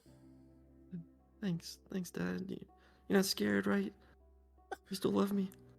Za, I could never not love you, my boy. And he gives you a big hug. Huh, that's great. I missed you. We missed you too. But were you looking to stay here for the night? Yeah, I was just gonna crash in my old room. The ducks are going down to the inn in the marketplace. The ducks? Who are the ducks? Oh, yeah, that's our group name. Remember, the crazy group of friends. We're the Mighty Ducks. Oh, well, isn't that an interesting name? Yeah, we're the heroes of Valakin and the heroes of Stonecaster Mountain, and yeah, we've done a lot of good so far. Oh my! It'll only be a matter of time before that news spreads down to Vrento, if it's not already here. But I'm proud of you, my boy. And he gives you another big hug. Thanks, Dad. Look, I'm a grown boy now. You don't have to hug me so much, okay? Oh, you're never grown enough for your father not to hug you. Yeah, you're right. How's Mom? Well, she's unfortunately still the same as the last time you were here. No updates? No, your sister passed through just a couple of days ago, but well, we haven't seen her since, and unfortunately, Za, I'm not able to rent your room to you tonight. Oh. Wait. First off, what sister, Kataki, or Neza? Oh, your sister Neza. She's left? Well, yeah, she left only a few days ago. She came into the room and talked to your mother a little bit, and well, she left. And the last thing she told me was that she was trying to catch up with her arcane studies. Okay, it's gonna sound crazy, but I saw her leave in a dream, but I just thought it was a dream. I didn't think it was real. Do you know where she went? I mean, studying the arcane sounds like she might have went to Vunith at maybe after she left here. But I'm not sure, my dear boy. Yeah, I saw her at Vunith, but then she left the city. Well, I unfortunately haven't heard from your sister in the past couple of days since she left. I sent her a letter, but it didn't work. Oh, what kind of letter? The magic kind, it's like a paper bird that's supposed to fly anywhere to anyone. But it didn't go through. Oh, my dear boy, I don't know too much about these magical baubles and things. That was more your mother's department. No, I know. I wish I could talk to her. Maybe she'd have some more answers for that. But I guess I'll just have to follow the bread trail. Yes, and once again, I'm sorry, my dear boy, but with Neza closing down the shop, I had to open up your siblings' rooms and your room as well to make up the difference in the loss of profits. Yeah, that makes sense. Do you have the key to the bookshop? Maybe I can find some clues there. Oh, yes, let me go grab that real quick for you.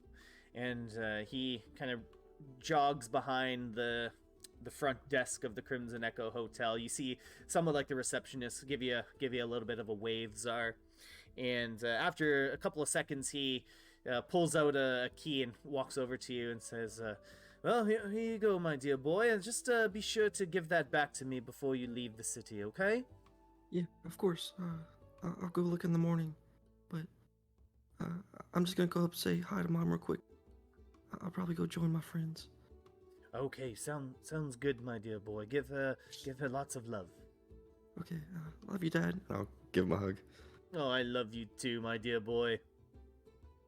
And then I'll make my way up to see mi madre. All right.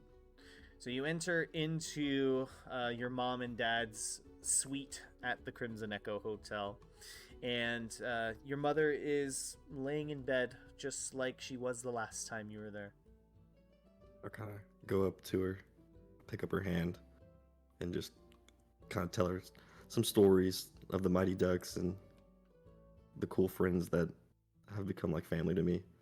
Tell him how much of a jerk Midas is, and but he's still a cool guy, and he made me these cool new duds, and how calm and leader and father-like that Nayland is, and just always holding him down and holding the group down, and how funny Eladrin is, and how much he makes him laugh, and how much he supports him, and tell him about the new friend Kore, and how she's fit perfectly with the group, and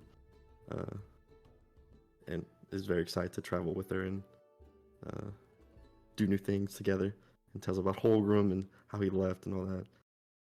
Shows her the ring, and I wish you could meet all of them, and one day you will. And I'll just kiss her on her hand, and before I go, I kind of want to like look to see if there was any notes or anything left behind by Neza or something. I don't know, maybe a clue. Roll a investigation check. Okay. On my character sheet. There we go. Oh, nope, 7. So you don't see any kind of note or anything that Neza would have left over there, but as you go to leave and you kind of place your mom's hand down gently back on the bed, you notice something in her, kind of like coming out of her palm. It's a small, like black, almost like vein. Like it looks like her veins are a little bit black in her hands, and it appears to kind of start from her fingertips. Just like very, very faint traces of black. I'll kind of pick up the hand and kind of study it a little bit. So you study the hand, and as you kind of like rub the blackened areas, you find that the blackened areas they're underneath the skin. Mom, I need to figure out something soon. Is it like slowly starting to spread? It wasn't there the last time you came in. Yeah, I'll just kind of shed a little tear and kind of pick myself up and tell myself that I need to find something quick and do better. Put her hand down, give her a kiss on the forehead, kind of look at her real quick before I leave the room. And Love you, Mom. And she just lays there, breathing normally as she was the last time you left. No. Close the door, head back downstairs, kind of wave to my dad, and head to the marketplace, or head to the inn where I think they would have gone. All right, perfect. So we will cut to the rest of you guys heading towards the market district, And Midas, you know the city of Vrento pretty well, and you know that there's really only one in the northern area of the market district, and that is the Melting Ice Inn.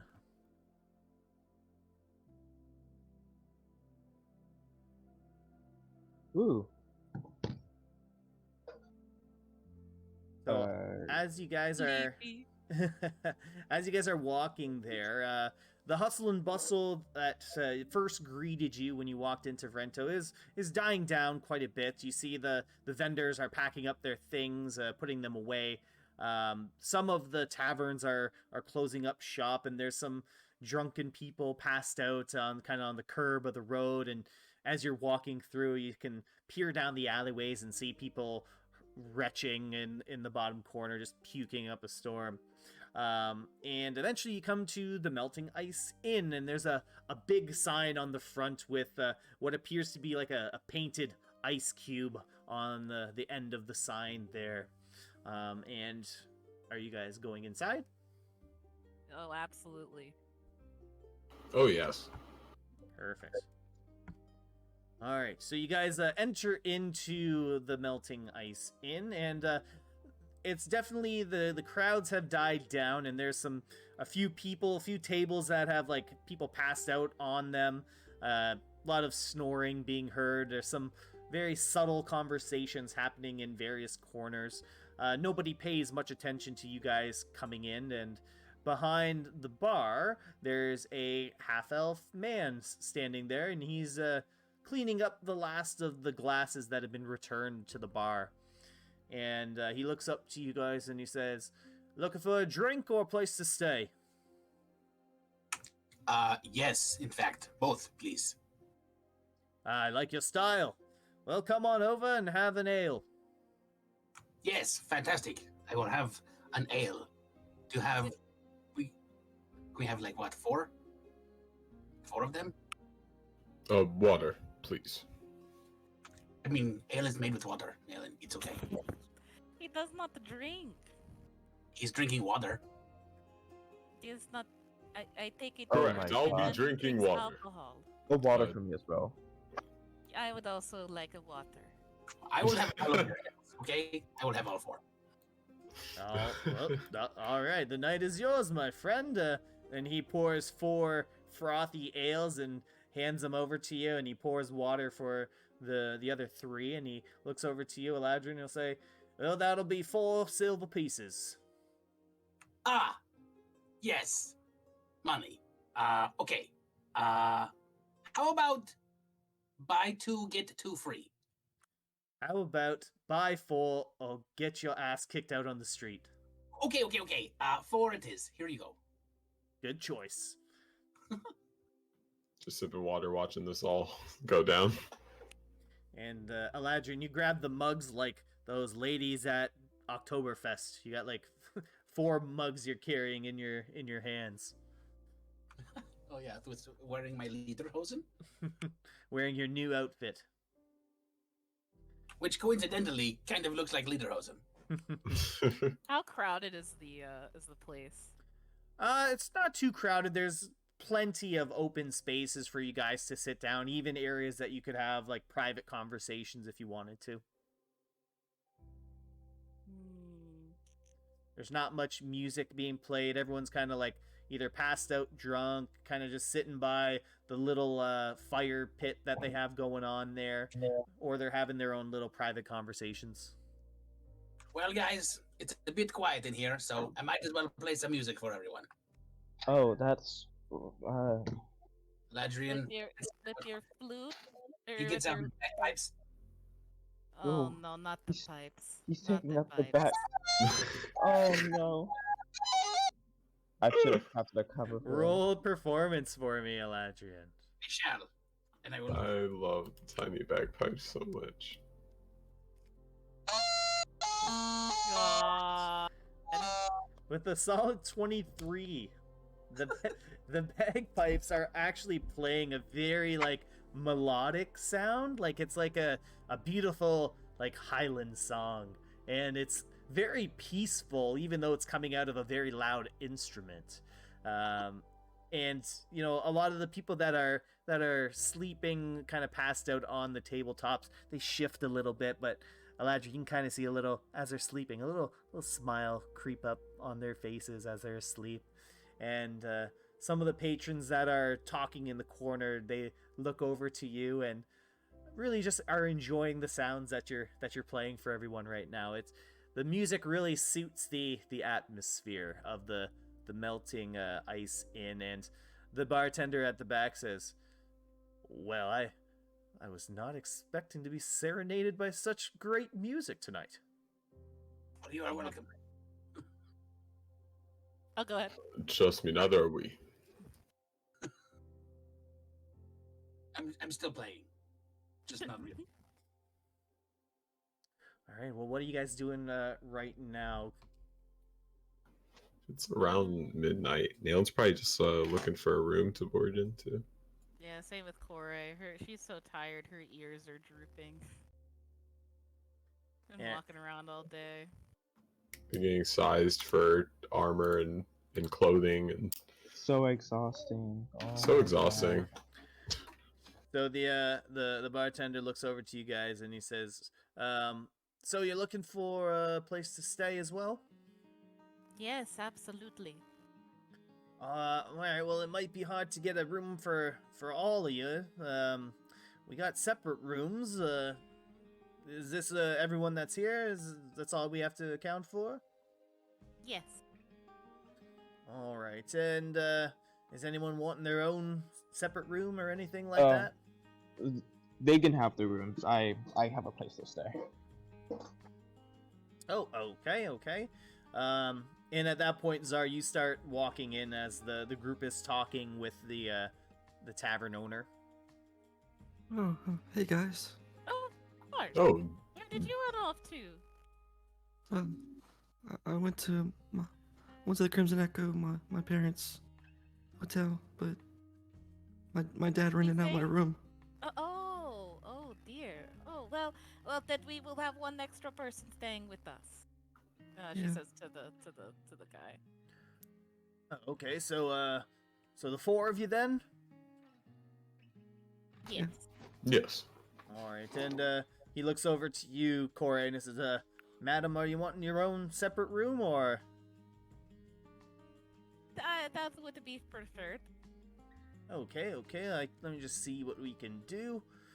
And he starts looking through his ledger, and he says, "Well, it's not the fanciest room, but it is private, if that is what you want."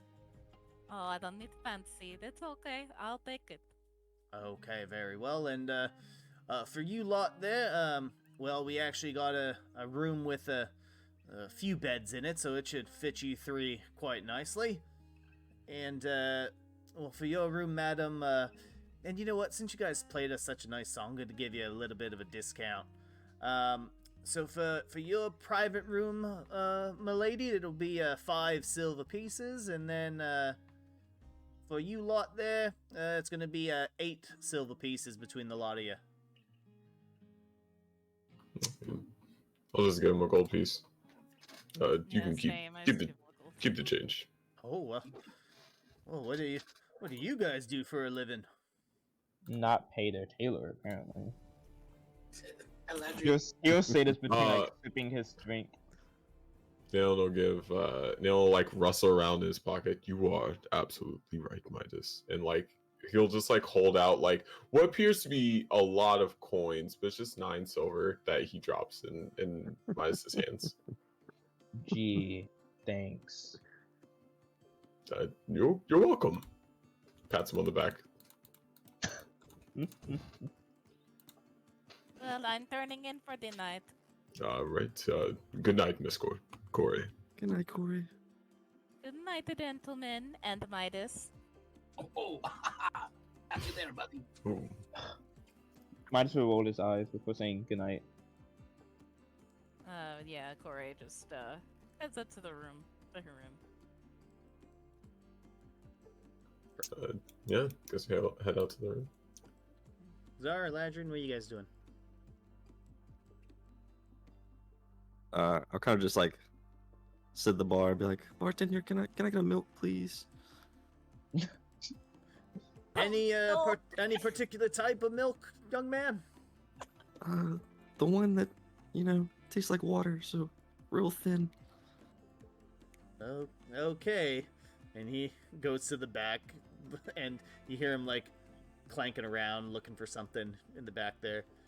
And he comes out with a glass of milk, and he says, sorry, we didn't have any of the thinned out stuff, just the regular milk. Oh, then why'd you ask what kind I wanted?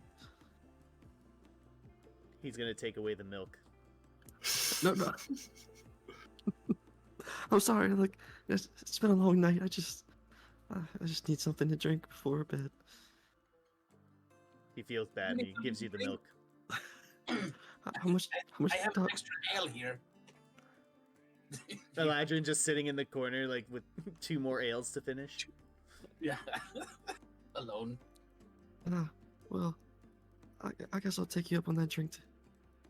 And then the bartender once again grabs the milk from you, and he says, "Best not to mix." Thank you, anyways. And I'll go over and kind of sit next to Eladrin. Yes, we are going to have these ales. Here you go, my friend. What is this? Have you had this before? I think so, yeah. You think so? This is, it is delicious. Here, ready? You take the handle into the hand, and then do the clinking, right? So you take yours, I will take mine, then we will go together like this. But ting! Salud. Yes.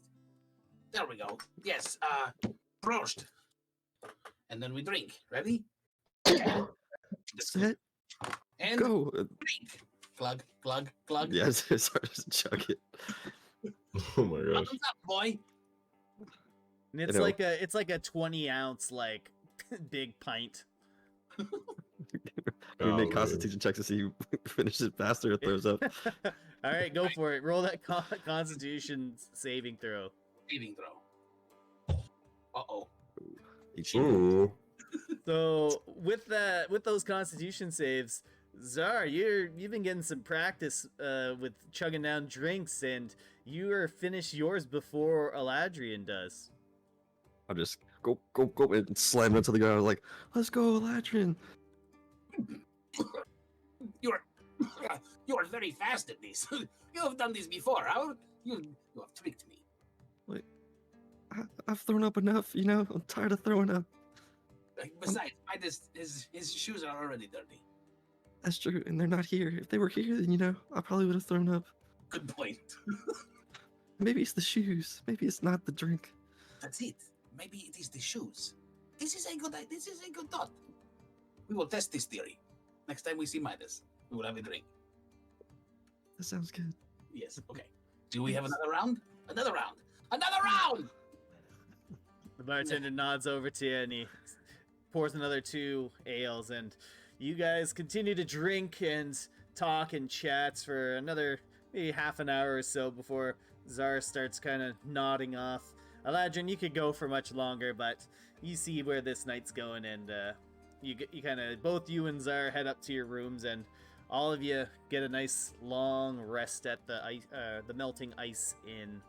Melting ice. I would say in Zar's drunken stupor, because he hasn't told you about his parents yet, or his mom yet, so he would start talking about his mom, and Eladrin's face is just stone cold, and he's like, okay, it's time to go to bed, and then just goes up to his room. Okay, I can dig that. Yes. So basically just spilled his guts out, yeah. Wow, that's a lot. Okay, well, good night, boy. Now I know. And the next morning when you wake up, Zar, you don't have any memory of talking. You're too drunk, even though you didn't realize it off the 2 drinks. But you forget that you told Eladrian all that stuff about your mom. Yep. Are we all awake already? Yeah, so you guys begin waking up. Midas went off to where he had his lodgings. Midas, did you want to do anything before you did a long rest? Yeah. Midas is supposed to go back to the Golden Loom, his studio specifically. He just wants to search his desk to see if there's like anything left behind from Balfine, like a note or something. All right, so roll investigation for me. I would love to. Want to better than me? Good chow. That's my boy. All right. So on a 16, you're kind of searching around your office for things that have been moved out of their place because you like things in the right spot, and you're pretty much a perfectionist about this kind of thing. And you notice a book that's a little bit out of sorts, and you pull it from your bookshelf that you have, and one of the pages is dog-eared. And when you open it up to that page, you see some scribbles and writings that are not your own. And with that investigation and just your history with the man, you know that it's Master Balfine's writing. And it looks like he's, highlighting certain words like fabrics and things like rare and south, Stellaris, things like that. They don't quite make sense until you kind of piece it together that he might have went to another city to maybe find new materials, something to improve the knowledge that he has, especially if it can be used to one-up you. Midas is gonna just like feel the pages as he looks at the words. When I see that man, ooh, he's not gonna hear that. Ooh, I got some words for him. How dare he takes my own fucking clothes? He like stuffs the book and like puts it in his bag before going off to the like their resting area where all the other members of the guild sleep. Yeah, so you kind of go into the golden loom's little rest area. You can kind of think of it almost like a little like an on-call room that like a doctor would stay in when he's staying for like a 24-hour shift. It's for those diligent golden loom workers that are working on a timeline and they need to finish things within a certain amount of within a certain time frame, and they can only squeeze in a little bit of a nap. And Midas, you're quite accustomed to wedging yourself in there and falling asleep quickly so you can get the maximum amount of rest in like the minimalist amount of time. And yeah, you kind of find your comfortable place in there and you fall asleep. And the rest of you fall asleep as well, and you get your long rest, and the next day is here. What are we doing? So Corey takes out her paper bird in the morning. Is there like a desk in her room? Yep, there's like a little like a hotel. There's a little desk that you can work on. Is there like a little pen there she can use? Yes, you pull out the drawer and there's a pen, like a little quill with a little ink pot. Okay, great. So she's gonna take out her paper bird, and she's going to write a letter to Desdemona, her daughter. And so can you put little small things, like fold them up in the paper bird and they can fly it to there? Because basically she wants to take like the flower that she got the other day and like put it in there and send it to her. Yeah, you can send that. Okay, perfect. So yeah, she takes the little flower out of her hair, and then starts writing.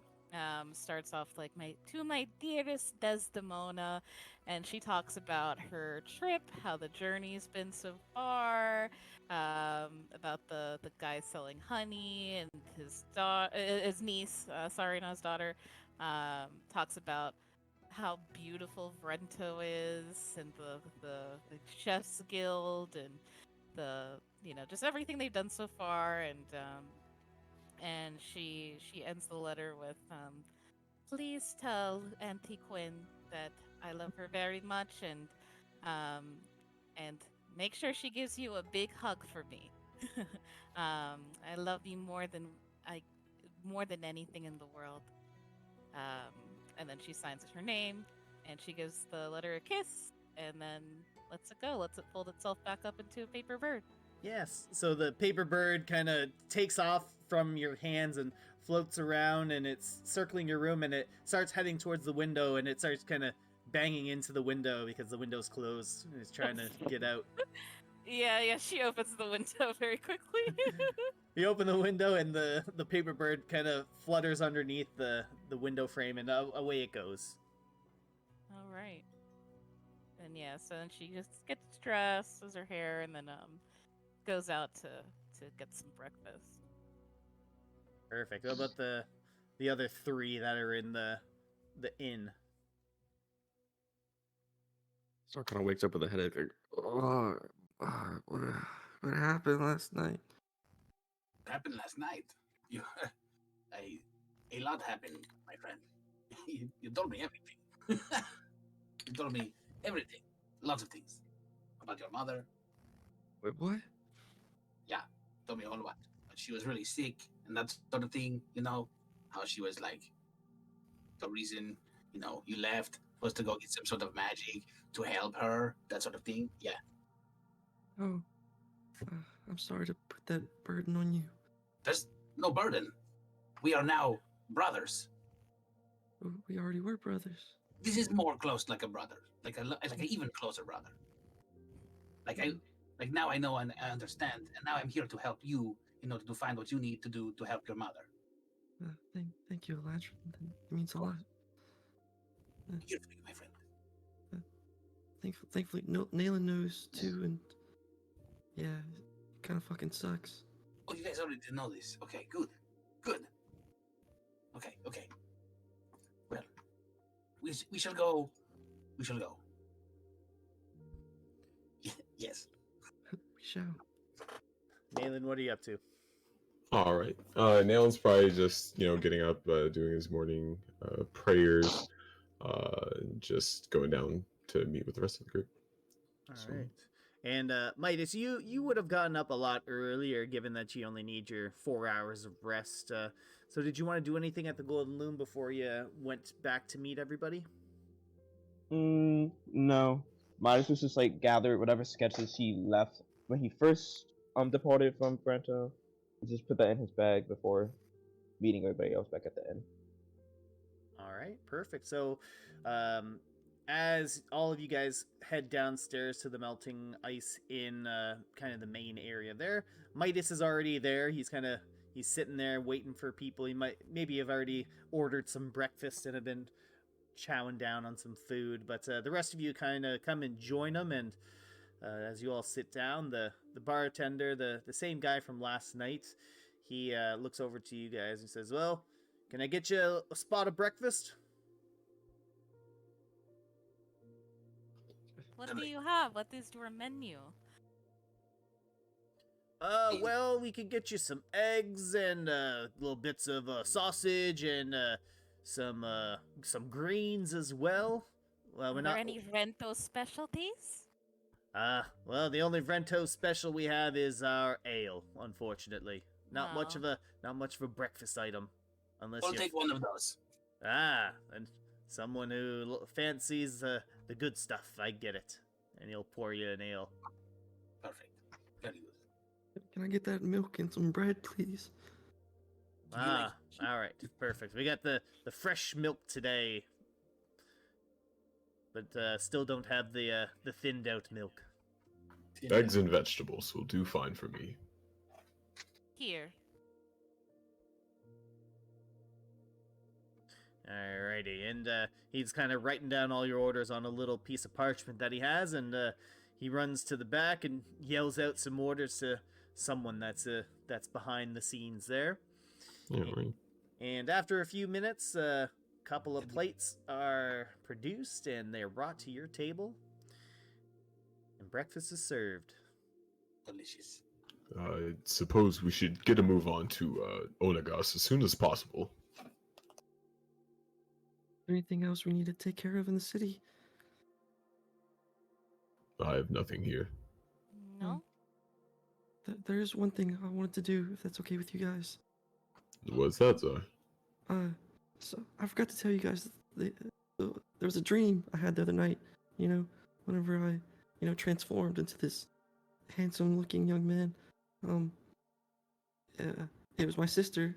She was she was locking up the store, and she was leaving Vrento, and I don't know where she went. So I tried to send her a paper bird. You know, the paper birds we got from the Stonecaster mine. But it came back to me, and then me and Book were talking, and apparently you can't send paper birds to someone on another plane. So I think my sister plane shift somehow. Plane shifted. Yeah. What is this? Sounds like advanced magic. Yeah, it's basically where like you like terrafold into this reality, and then you step through into like another reality. I've only read about it in theory.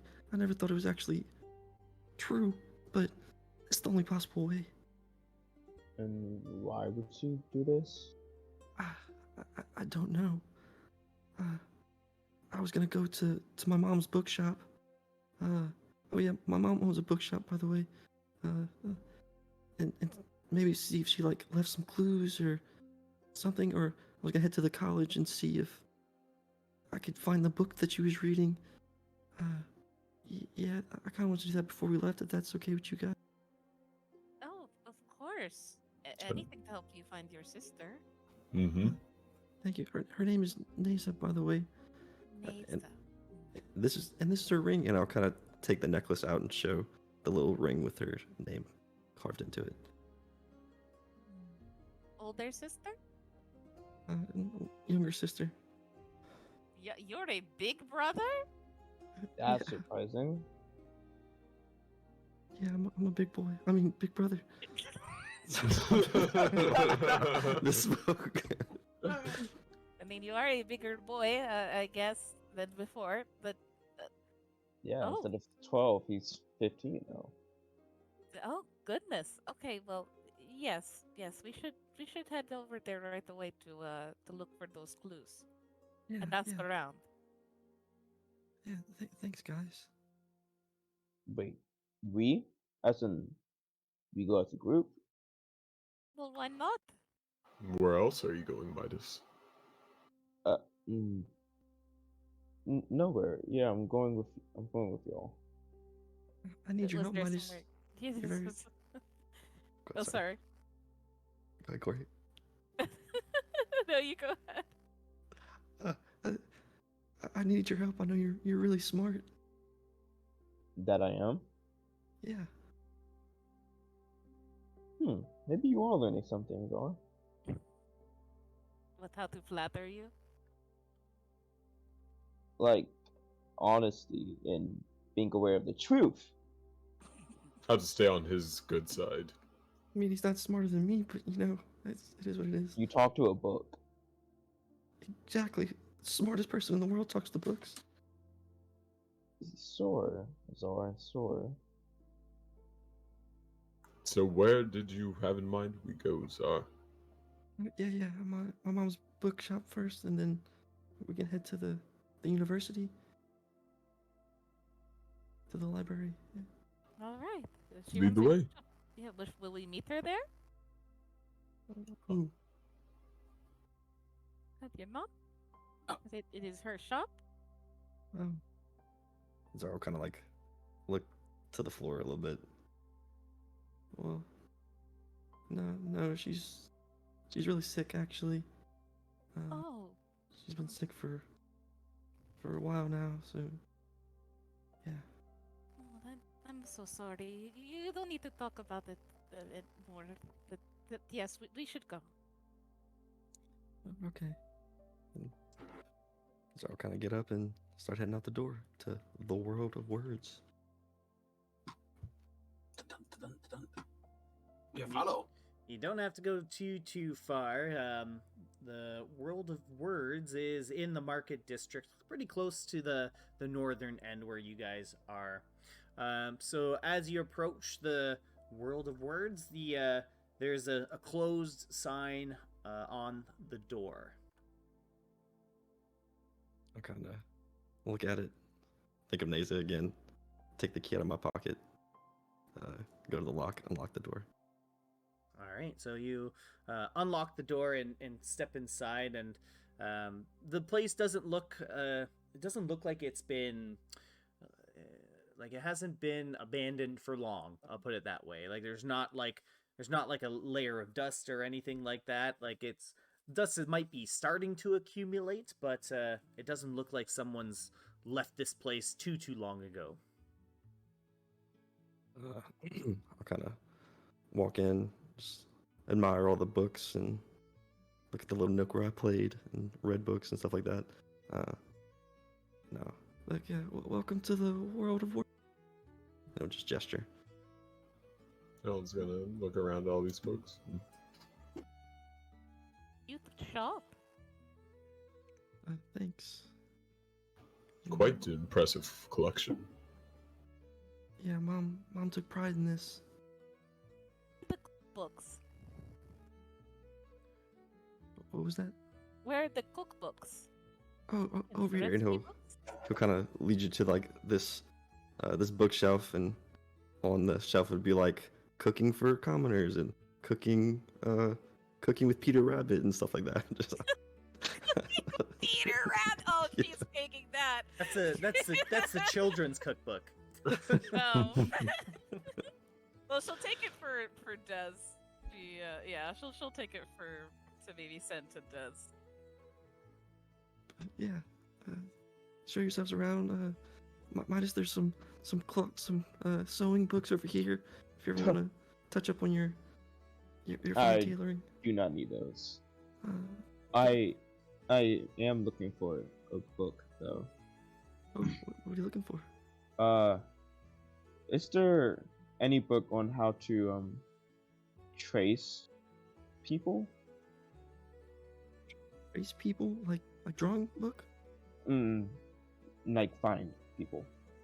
Oh, I'm also looking for someone.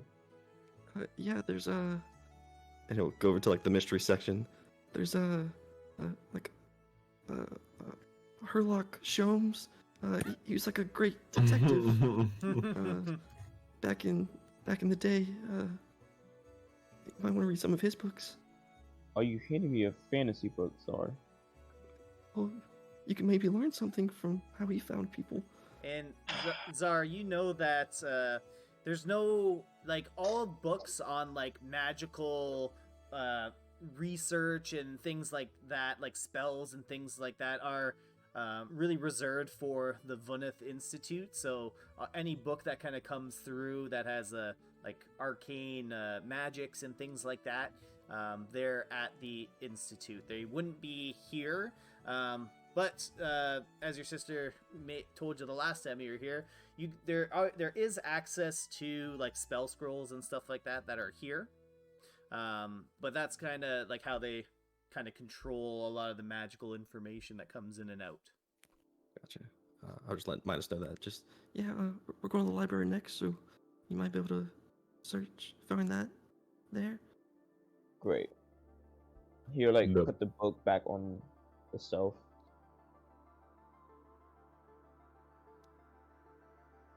It's a good read, I'm telling you. Yeah, I'll believe you. Eladrin, any books you're looking for? I'm looking for like a how to play the bongos. Oh yeah, the music section. It'll point to sections like right below the cooking section, and it'll be like bongos for. Bongos for dummies. Yeah. Oh look, this is perfect. Bongos for dummies. Yes, good. Okay. Let's see here. Okay. I just need a set of bongos. Nayland, you found yours? I don't suppose you have any religious texts on Kelemvor. I know we have a religious section. So, Mom didn't really like to have a lot of religious stuff in the store. You know, open a crate, then open a smaller crate, and then open a smaller crate. So we have these like 2 books that she kind of kept locked away. I don't know if they're about Kelemvor or anything. What do they say? They're 2 of the exact same copies of like various deities across Faerun. Oh, okay. I'm quite alright. The baby Bibles in there. Yeah. I'll put this away. Lock it all back up into the like Russian dolls. And as they're looking at the books, I'll kind of walk behind the counter and try to find any, like, I guess a note again or trace of maybe where she would have gone. Maybe she left. Yeah, roll an investigation for me. Let's see. Let's find your sister. No. 10. 10. Okay. That was- So as you're looking around and exploring, you kind of get to a small little shelf that's behind the desk, and it looks like it's Neza's work, her handiwork at least, her writing. And, you know, unfortunately she doesn't have the best handwriting, and you're kind of like taken aback by how bad it is. But you kind of make out a couple of words, and one of them being Vuneth Institute, and another one being amplification.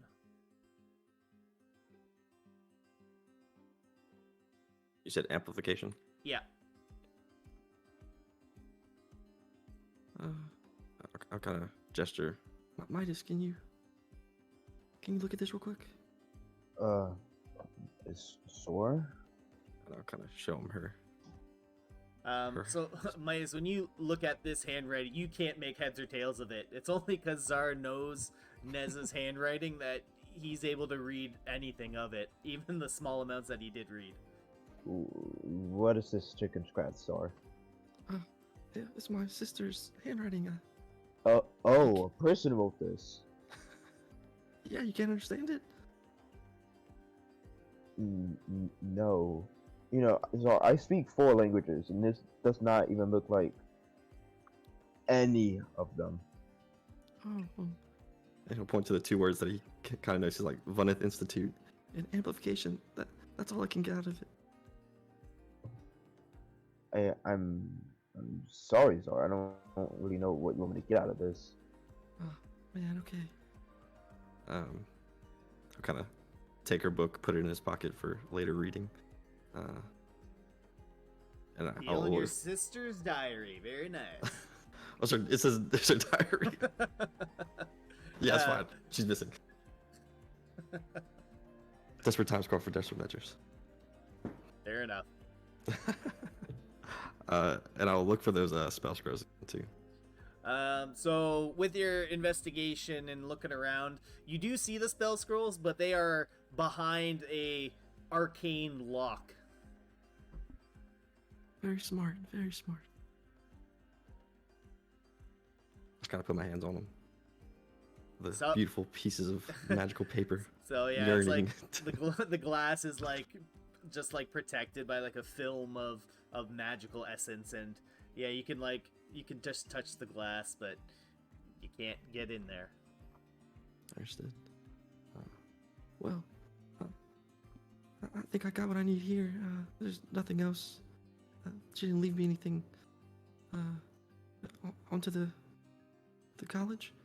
I tell you what, this book of bongos is really making me miss my loot. Oh yeah. Hey, wait, can we just go stop by the Blaze trailers? We are there. They are right on the street. Is okay? Let's go. It's okay. Blaze trailers? Place. It's a place where they do musical instruments. They do lots of magical things. You have the money to pay off your debt. It is a shop. We agreed upon 15 gold. I don't remember that number. We agreed upon 15. That is what we said. That is what they gave them, and they said well, what? The people of Vrento do not play when it comes to their money. Well, we will go to the Blaze trailers and talk to them then. Yes, let's go. Is it okay? I will not be negotiating on your behalf. We will go. Neither would I. We will go. We will go or no? You may. You can go. You may go. I was just trying to tell you, you do not have the money you deserve to have. It will be fine. Eladrin. It will all be fine. I promise. It will be okay. That does not sound like a confident voice. I do not believe you. You don't know the market like I do, Eladrin. You cannot just haggle your way through everything. Especially not here. But I just, I just missed my loot, man. Can I just go try to get my loot, please? You can miss salute all you want. I'm gonna It's go not get gonna it. make a difference when they tell you no. Just gonna go get it, okay? Here, Eladrin, and I'll hand you 30 gold. I have the money. Sorry. Wait, Oh, how I much? thought you should have the money. How much is this loot? I mean, it surely cannot be that expensive. It's 50 gold pieces. Don't listen to this man. It is not necessarily a special loot. It is actually a very special loot. It came from me from Wendina. She is the one. She is my mentor. You know, she was the captain of the ship. She gave it to me as a gift. And we had one of the first things that we did when we were here, as together as the Mighty Ducks, is there was a set of harpies that was coming at us in the middle of the night. Right, it was very scary. But I did some very delicate surgery on these harpies, their vocal cord, and so now I give these. What? I took the vocal cords of the harpy. What? Jesus. Yes, I did it. It was very skilled labor, like a doctor, like a surgeon with my dad. It was, I must admit, it was kind of terrifyingly. So I took the Sure. vocal, and I stored them, and I come and we give them to the Blaze trailers, so they can dry the vocal cords out, and string them, and pull them, and turn them into the strings for the loot. That sounds like something that would cost at least 100 gold. Then in that case, I got a deal. But I'm going to go how- pick up- for Eladrin, 15? No. wasn't it actually the 100 gold? 50 before and after. No, that's not right. We have- Uh-huh. Well, you go and sort that out. I will go sort it out. I will go. Don't worry. I will be right back. But if you want to come with, it's okay. But I will go. No, you got this. We'll meet up with you at the college. Please try not to do anything reckless. We're going. And if you do, you don't know me. I am wearing your most prized possession right now. You have I created did not put my name on it. actual out of it. This is your name is going to be screamed far and wide by Eladrian Breesley. I Especially think when I'd have- rather die. I will write many songs about the great Midas Verlove. Oh, And he's- brother. Okay. All right. His golden loom and silver needle Okay. with diamonds. Czar, lead the way. Lead the way to your school. Now do you see why I try to get rid of him? All right, I will catch up with you in a minute. Don't get lost. Good luck. Or do. Okay, here we go. All And then right. Eladrian like skips wherever he's going. Yeah, so Eladrin, you gotta kind of cut across town to get to the industrial district where the Blaze trailers are located, and the rest of you guys are heading in the opposite direction, heading back towards the Noble district, where the Vunith Institute of the Arcane is. Eladrin, let's start with you. So after a few minutes of skipping merrily down the streets of the industrial district of Vrento, you come upon the blacksmith, the Blaze trailers, and once again you see quite a busy shop. Lots of weapons being crafted, banging of hammers against metal, against anvils. Now you recognize is large, almost like large boulders of that corsine that are generating heat. Enough heat to melt and temper some of the steel and iron that are currently being processed there. And as you approach the kind of the little desk that's there, the little gnome that you spoke with before steps up, and he says, "Oh well, I wasn't expecting to see you back here anytime soon." I was not expecting to come back as quickly as we did, but I am so glad we are here. I am so glad to be standing here. I was just wondering. Do you have maybe any progress on my wonderful loot?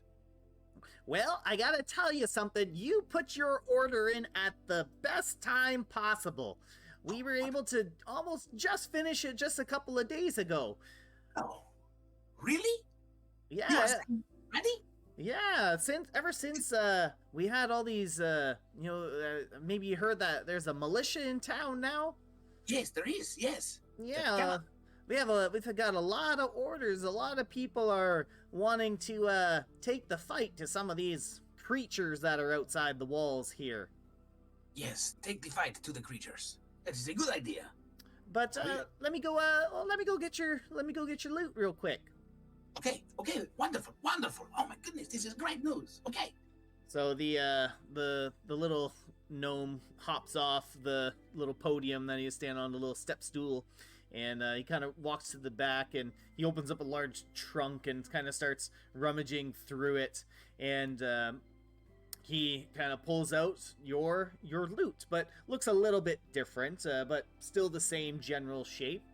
And he hands it over to you, and he says, "Well, here you go. Here's the finished product. And if you look really closely, and if you put your ears up to the strings, you can hear a little song playing."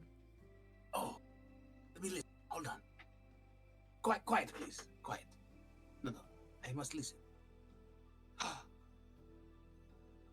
Beautiful. And the gnome grabs a little slip of paper that was stuck onto the loot, and he says, "Well, it looks like the rest of your tab, I think you paid 15 gold up front, and so you owe us 35 gold, please." Yes, 35. That's what we said. We said 15, right? 15. We said 15, not 50, right? 15? No, you paid 15 already, and you owe us another 35. 35. What about if I do 215, right? So 15 in the front, 15 in the back. So 15 now. What if we do that? Is that good? I don't think Malva would like that really much. What if I write a song about Malva and I immortalize it in song and we keep it forever? And that is worth much more than money. Malva is currently working in the back, and she sees you, Eladrian, and talking with Fizbit here, and she sees you, gives a big kind of sigh, and walks over to right beside Fizbit and says, "Is there a problem here, Fizbit?" No problem. Malva, I have written something for you. And I take the loot, right? And I put it into my hands, and I start to bust out in a song about Malva and Fizbit, and I'm like,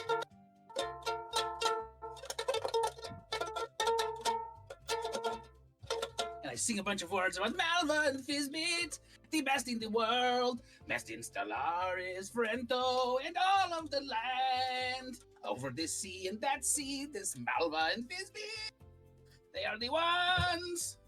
As you're singing and strumming the lute, Malva grabs like the neck of the lute and pulls it out of your hands, and she says, "You know what would be great with that song? The rest of the money that you owe us." Yeah, about that. This was an immortal song forever. You wanted 35, right? Yes. Yeah. And he just digs in his pocket and grabs 35 gold and hands it to her. And then, so Malva sees you kind of slump down all that money, and she hands the loot back over to Fizbit, and she says to him, "Make sure you count all the money before you give him the loot." That's right. Come on, Malva. You don't have to insult me. And she just walks away, doesn't even, like, look back at you. And Fizbit's just there counting, 32, 33, 34, 35. 35 gold pieces. Perfect. Here you go. Enjoy your new loot. And I will add that loot to your inventory. Thank you. Thank you, Fizbit. You have done marvelous work. Marvelous work. Everywhere I go, they will know the name of Malva and Fizbit. Not only blacksmiths of the sword and the tools, but music smiths as well. Well, just make sure to get our name spread far and wide. We're trying to make our way up to the Noble District, you know. Oh, you got it. No problem. I have friends in the Noble District. You have heard of the Golden Loom? Oh, the Golden Loom? Of course we have. Oh, yes. They are some of my best friends. I am in really, really deep with them. We are really tight. We are such good friends. Yes. Well, Yeah. well, You know what? We can probably get your your musical instrument into the Golden Loom. well, I mean, I'd prefer if you'd, have some of our other wares brought into the Golden Loom. But I mean, if you can get a good word in for us, we'd greatly appreciate it. Yes, yes, yes. As he tunes his lute. Yes, I will think about other things. Yes, okay, but mainly musical instruments. Yes. All right, perfect. Okay, well, have yourself a great day. And Fizbit hops down and heads back to work at the back of the shop. Thank you, Fizbit. Thank you, Belva. We'll see you later. All right, and what are you gonna do now, Adrian? As I walk down, I have to. I'm gonna head towards the college because that's where we're supposed to meet up. But as I go, I'm just gonna start plucking along like a Pied Piper with my lute. And be like,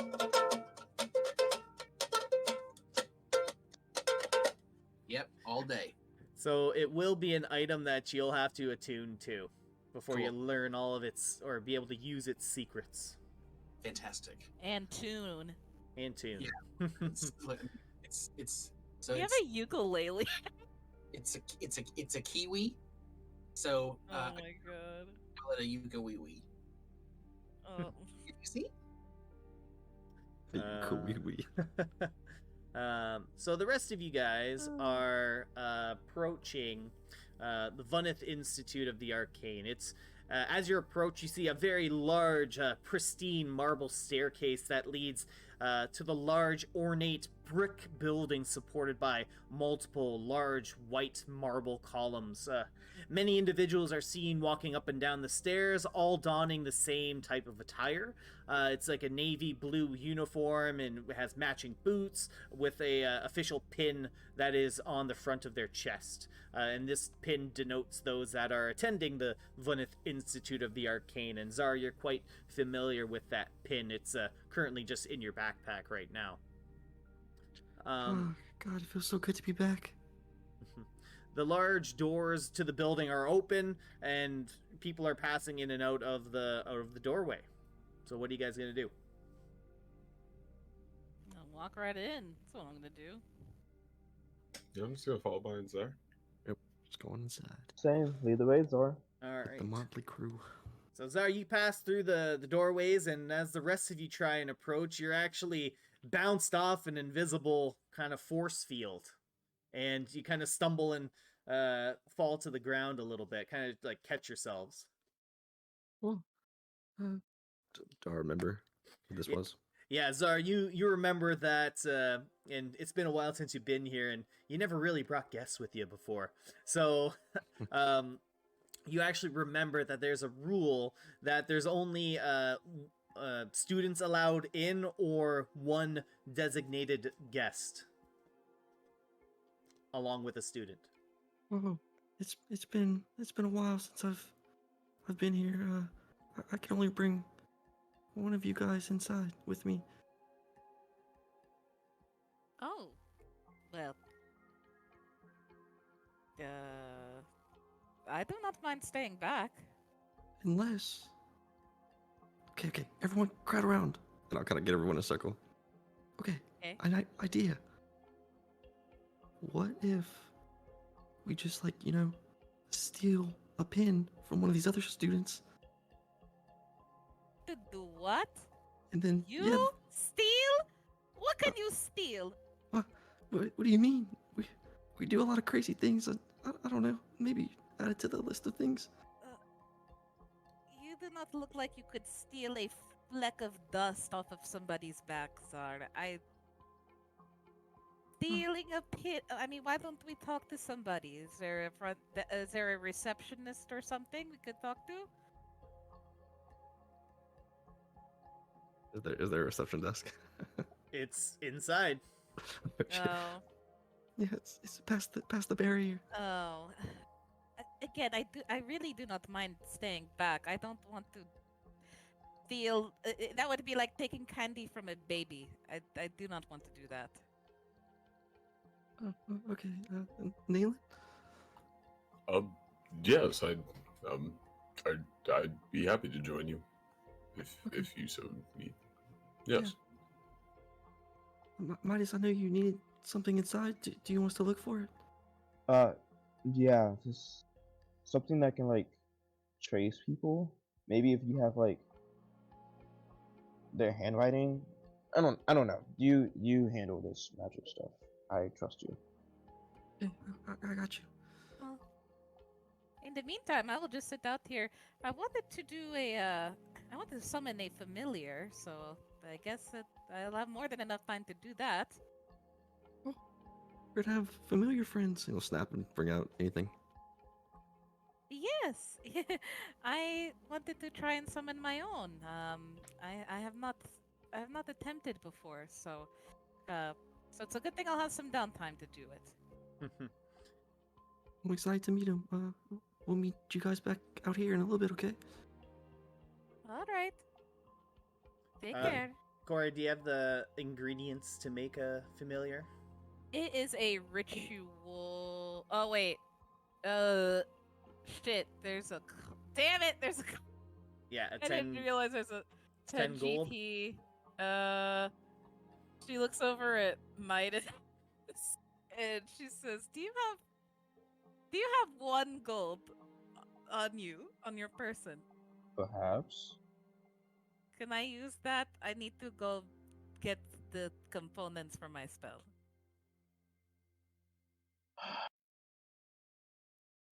Or he reaches to his bag. You can hear like a lot of coins, Oh, brother. and he takes out one. Here you go. Well, thank you. Um, I'll be back. Eladrian, do not go anywhere. Let this just you can stay here with Nidus. So, where's the nearest Wait. store? Oh my! Why does this always happen? Yeah, y- Corey is just slipping out. Just, Yeah, Corey, you'll just be gonna able to find you'll be able to find a store nearby. There's some like magical component stores that are like right outside the institute there. Probably just like prime real estate for them. Okay, sweet. Yeah, she'll go over there and buy what she needs for it. Let me. And the store owner's just like, if you're looking to perform rituals, you can use the ritual corner over there. And it's just like all you see is like a singed part of like their like the wooden floor, like something was like summoned there and it left like a burn mark. Okay, cool. So yeah, she'll get the. Let's see. She needs some herbs and They got charcoal, they got incense. everything you need. Sweet, sweet. Yeah, she'll get all of that and pay the 10 gold. All right, perfect. So they give you the components that you need, and what do you want to do now? She'll sit in the ritual corner with the little brass brazier that she needs for the spell, and then she'll spend. It takes an hour and 10 minutes, and she will summon a raven. Okay, cool. All right, so you'll be chilling there for a little bit as the rest of the guys are doing their thing. So Midas and Eladrin, what are you guys doing outside? Midas is gonna be counting on his fingers. I'm just gonna be showing off my new loot. I'm like, hey, Midas, look at this, look at this, look at this, look at this. Yes, 5 seconds. You see? Look, listen to this. You ready? And then I play him songs. I at least like 3. All right, so Zar, you and Naylan are able to enter inside the Vunith Institute of the Arcane. Okay. I can't go either, huh? Oh, welcome, Nayland. This is the Institute of Arcane. I feel honored. I've never quite been one for studies. They do all kinds of things here, so you can probably find some books about religion and Kalambar. Kalimvor. And let's just try to stick with what we came here for. Don't want the others waiting out too long for us. Yeah, very true. And I'll kind of start heading towards the library. All right, perfect. So you walk through the large auspicious halls of the Vunneth Institute. You're passing by and you can see some people reading some ancient texts. Some students are kind of comparing notes with each other. As you walk through and through the open windows, the stained glass windows, you can see students practicing some magical arts outside in the open space. And you eventually make it to the library, Czar. Okay, And sorry, go ahead. Yeah, I was just gonna like open the doors to the library and just see all the books and just like become wide-eyed like a little kid in a candy shop. So you guys, as you enter into the library, you notice something. Nayland, you notice this a little bit. It's quite strange to you, but as soon as you enter, the room is an very odd and peculiar silent. Why is it so quiet in here? And when you try to speak, there's no sound that comes out of your voice. But as you two enter, a very tall and thin and very odd, it's a little more of an elderly elf comes up to you guys, and without saying a word, you hear his voice in your mind, and it says, "We cast a silence spell on the library so students are able to research in peace." And he looks over to you, Czar, and he says, "Mr. Attell, it's been a long time since we've seen you here." Oh, I'll think back. Thank you. I'm happy to be back. Is there anything that I could help you with? Do I remember their name at all? You know him as the librarian. Librarian, okay.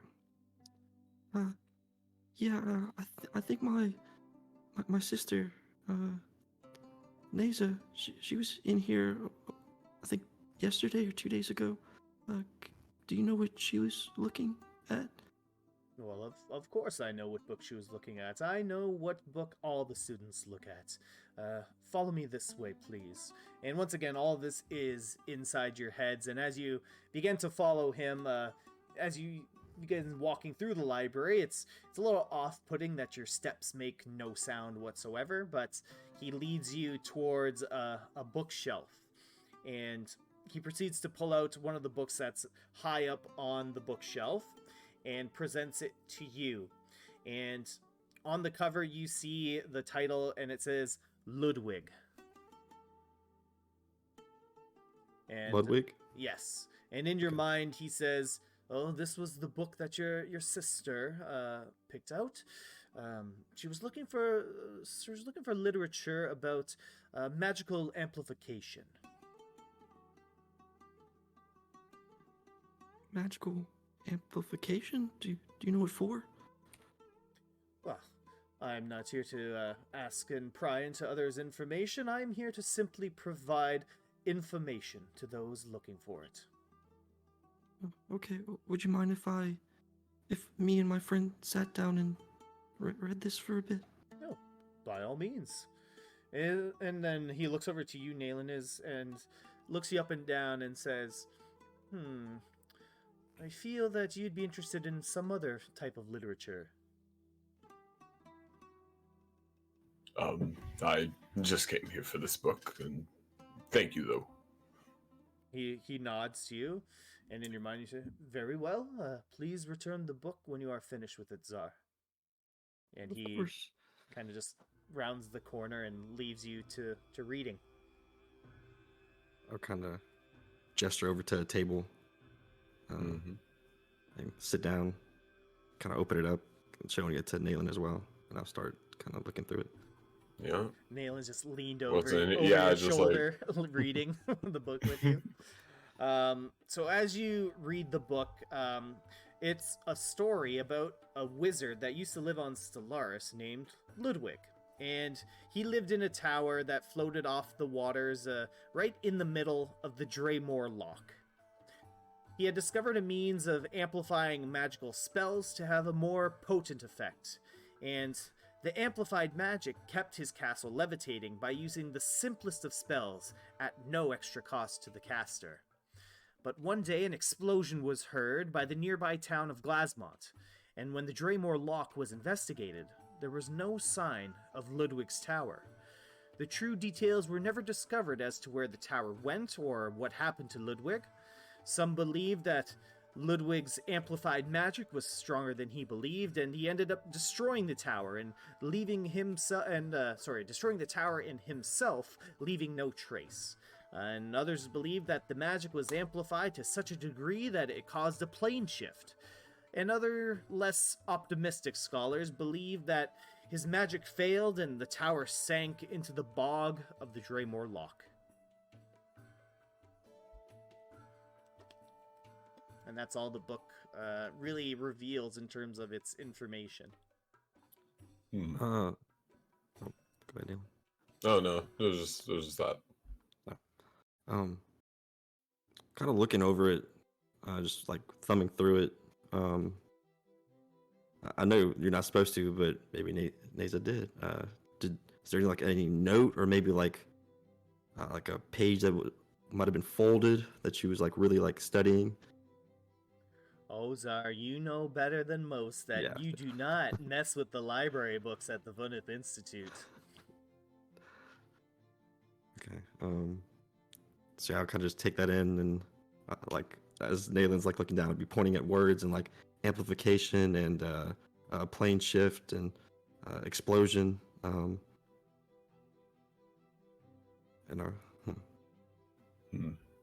As you guys Bottom are looked very cool.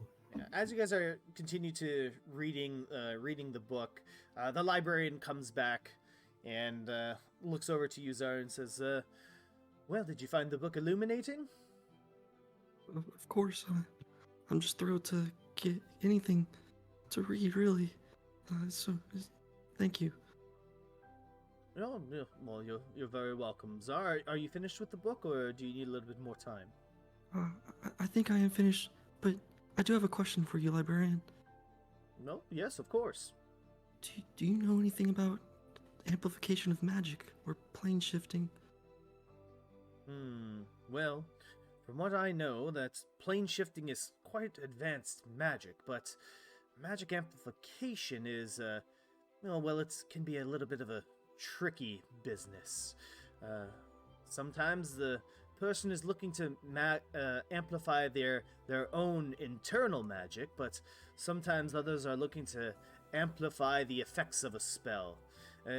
It's quite dangerous and volatile work, though, and, well, you've read Ludwig's story. It doesn't appear to always end in a happily ever after. Yeah, it doesn't seem the safest thing to do, but there is a chance that it can be successful. I have heard tale of some reckless students in the past that have tried to amplify their own internal magic to get a one-up on the other students, but I wouldn't think that your sister would be interested in anything like that. I didn't think so either, but who knows? Well, is there anything else I could do for you two? There was something I wanted to do for a friend. He's looking for magic to find someone. Well, let me peruse a few things, and I'll be right back. Okay, and I'll hand him back or I'll keep like kind of thumbing over the book of Ludwig until they come back. All right. Just keep looking over it with him.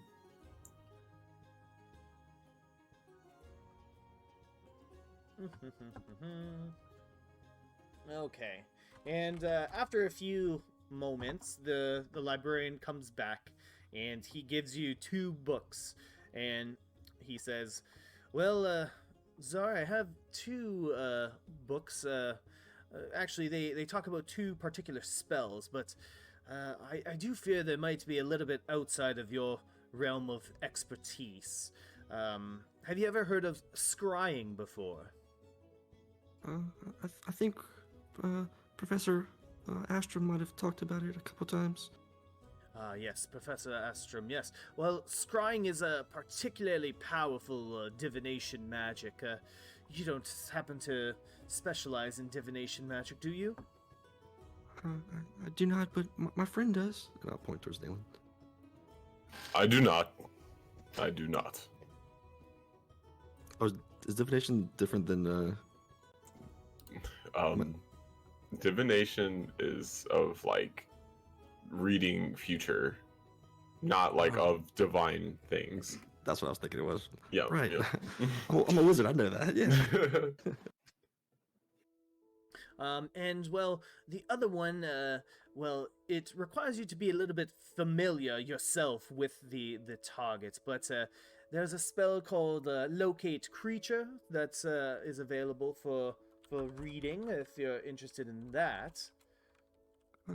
Yeah, I'll look at both just to kind of get familiar. If that's okay. Yes, of course, of course.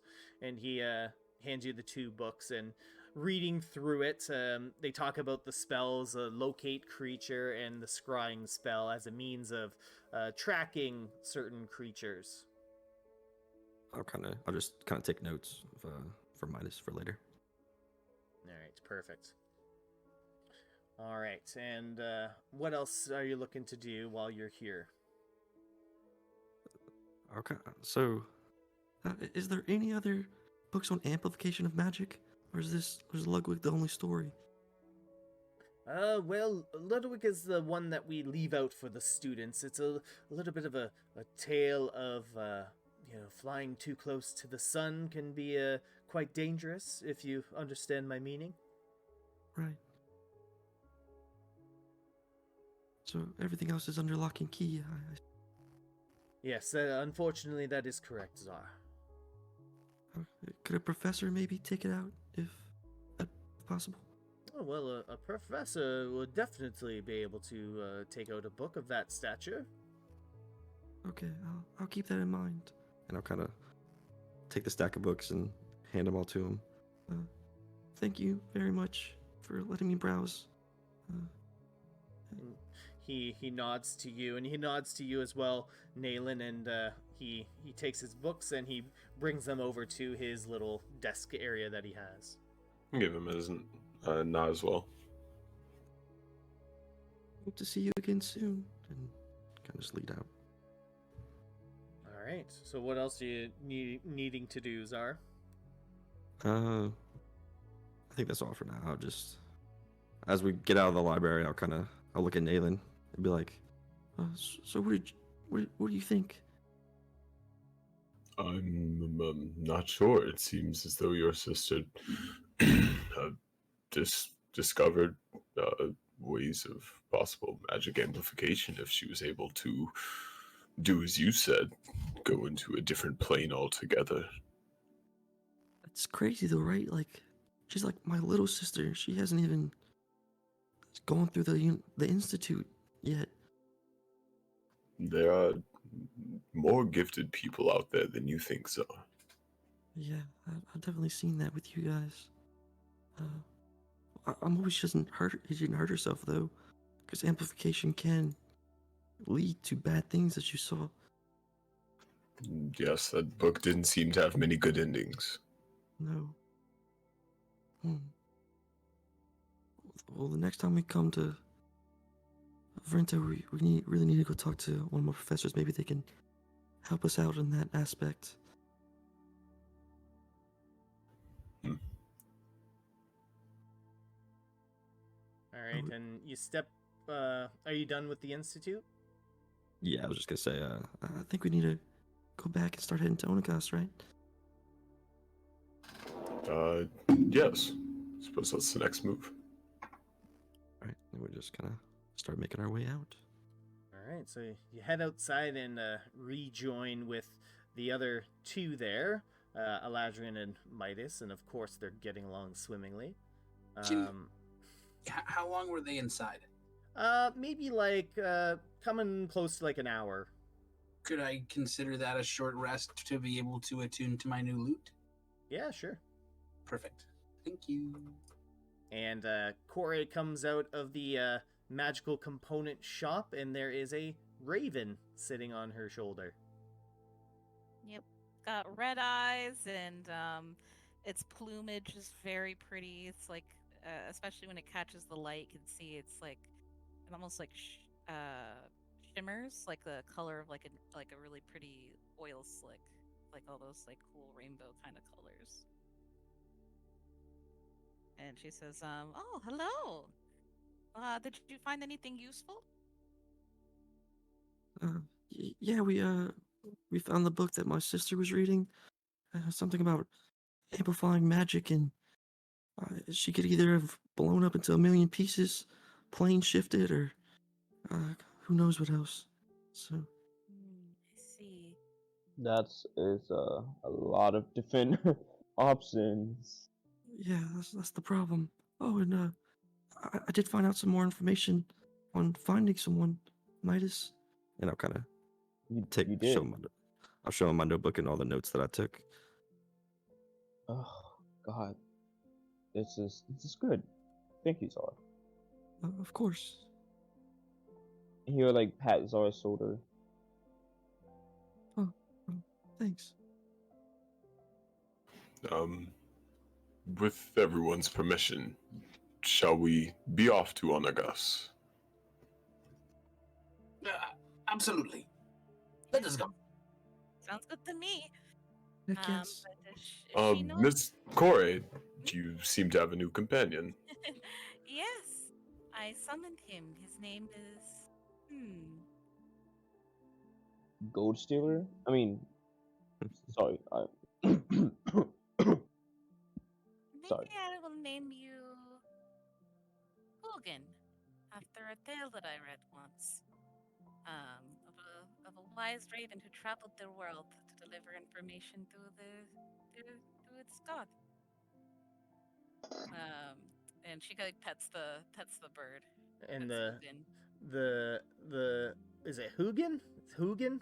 Hugin? I don't know. It's like like Odin's ravens. Yeah. Hugin. Yeah. Hugin. Okay. Hugin. Okay. All right. So Hugin kind of just nuzzles up against your petting hand and gives you like a very subtle caw caw. Oh, cute. Anything has a friend now. And I'll snap and it'll show up on his owl. Anything will show up on Corey's other shoulder. Hello, anything.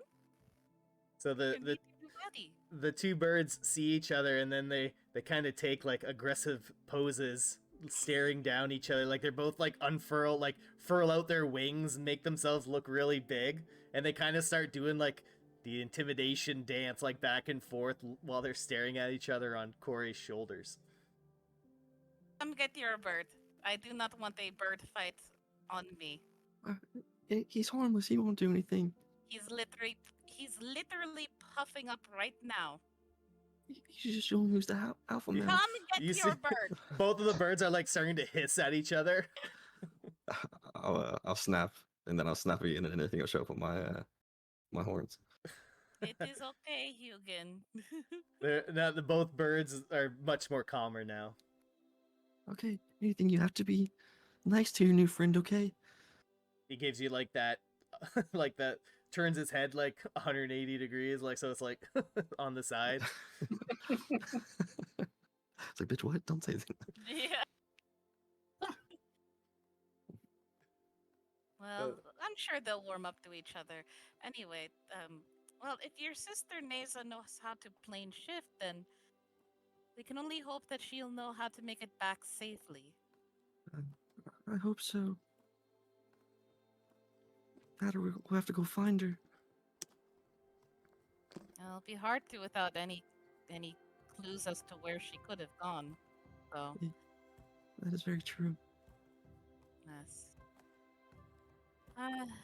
Well, I'm sure she'll be okay, wherever she is.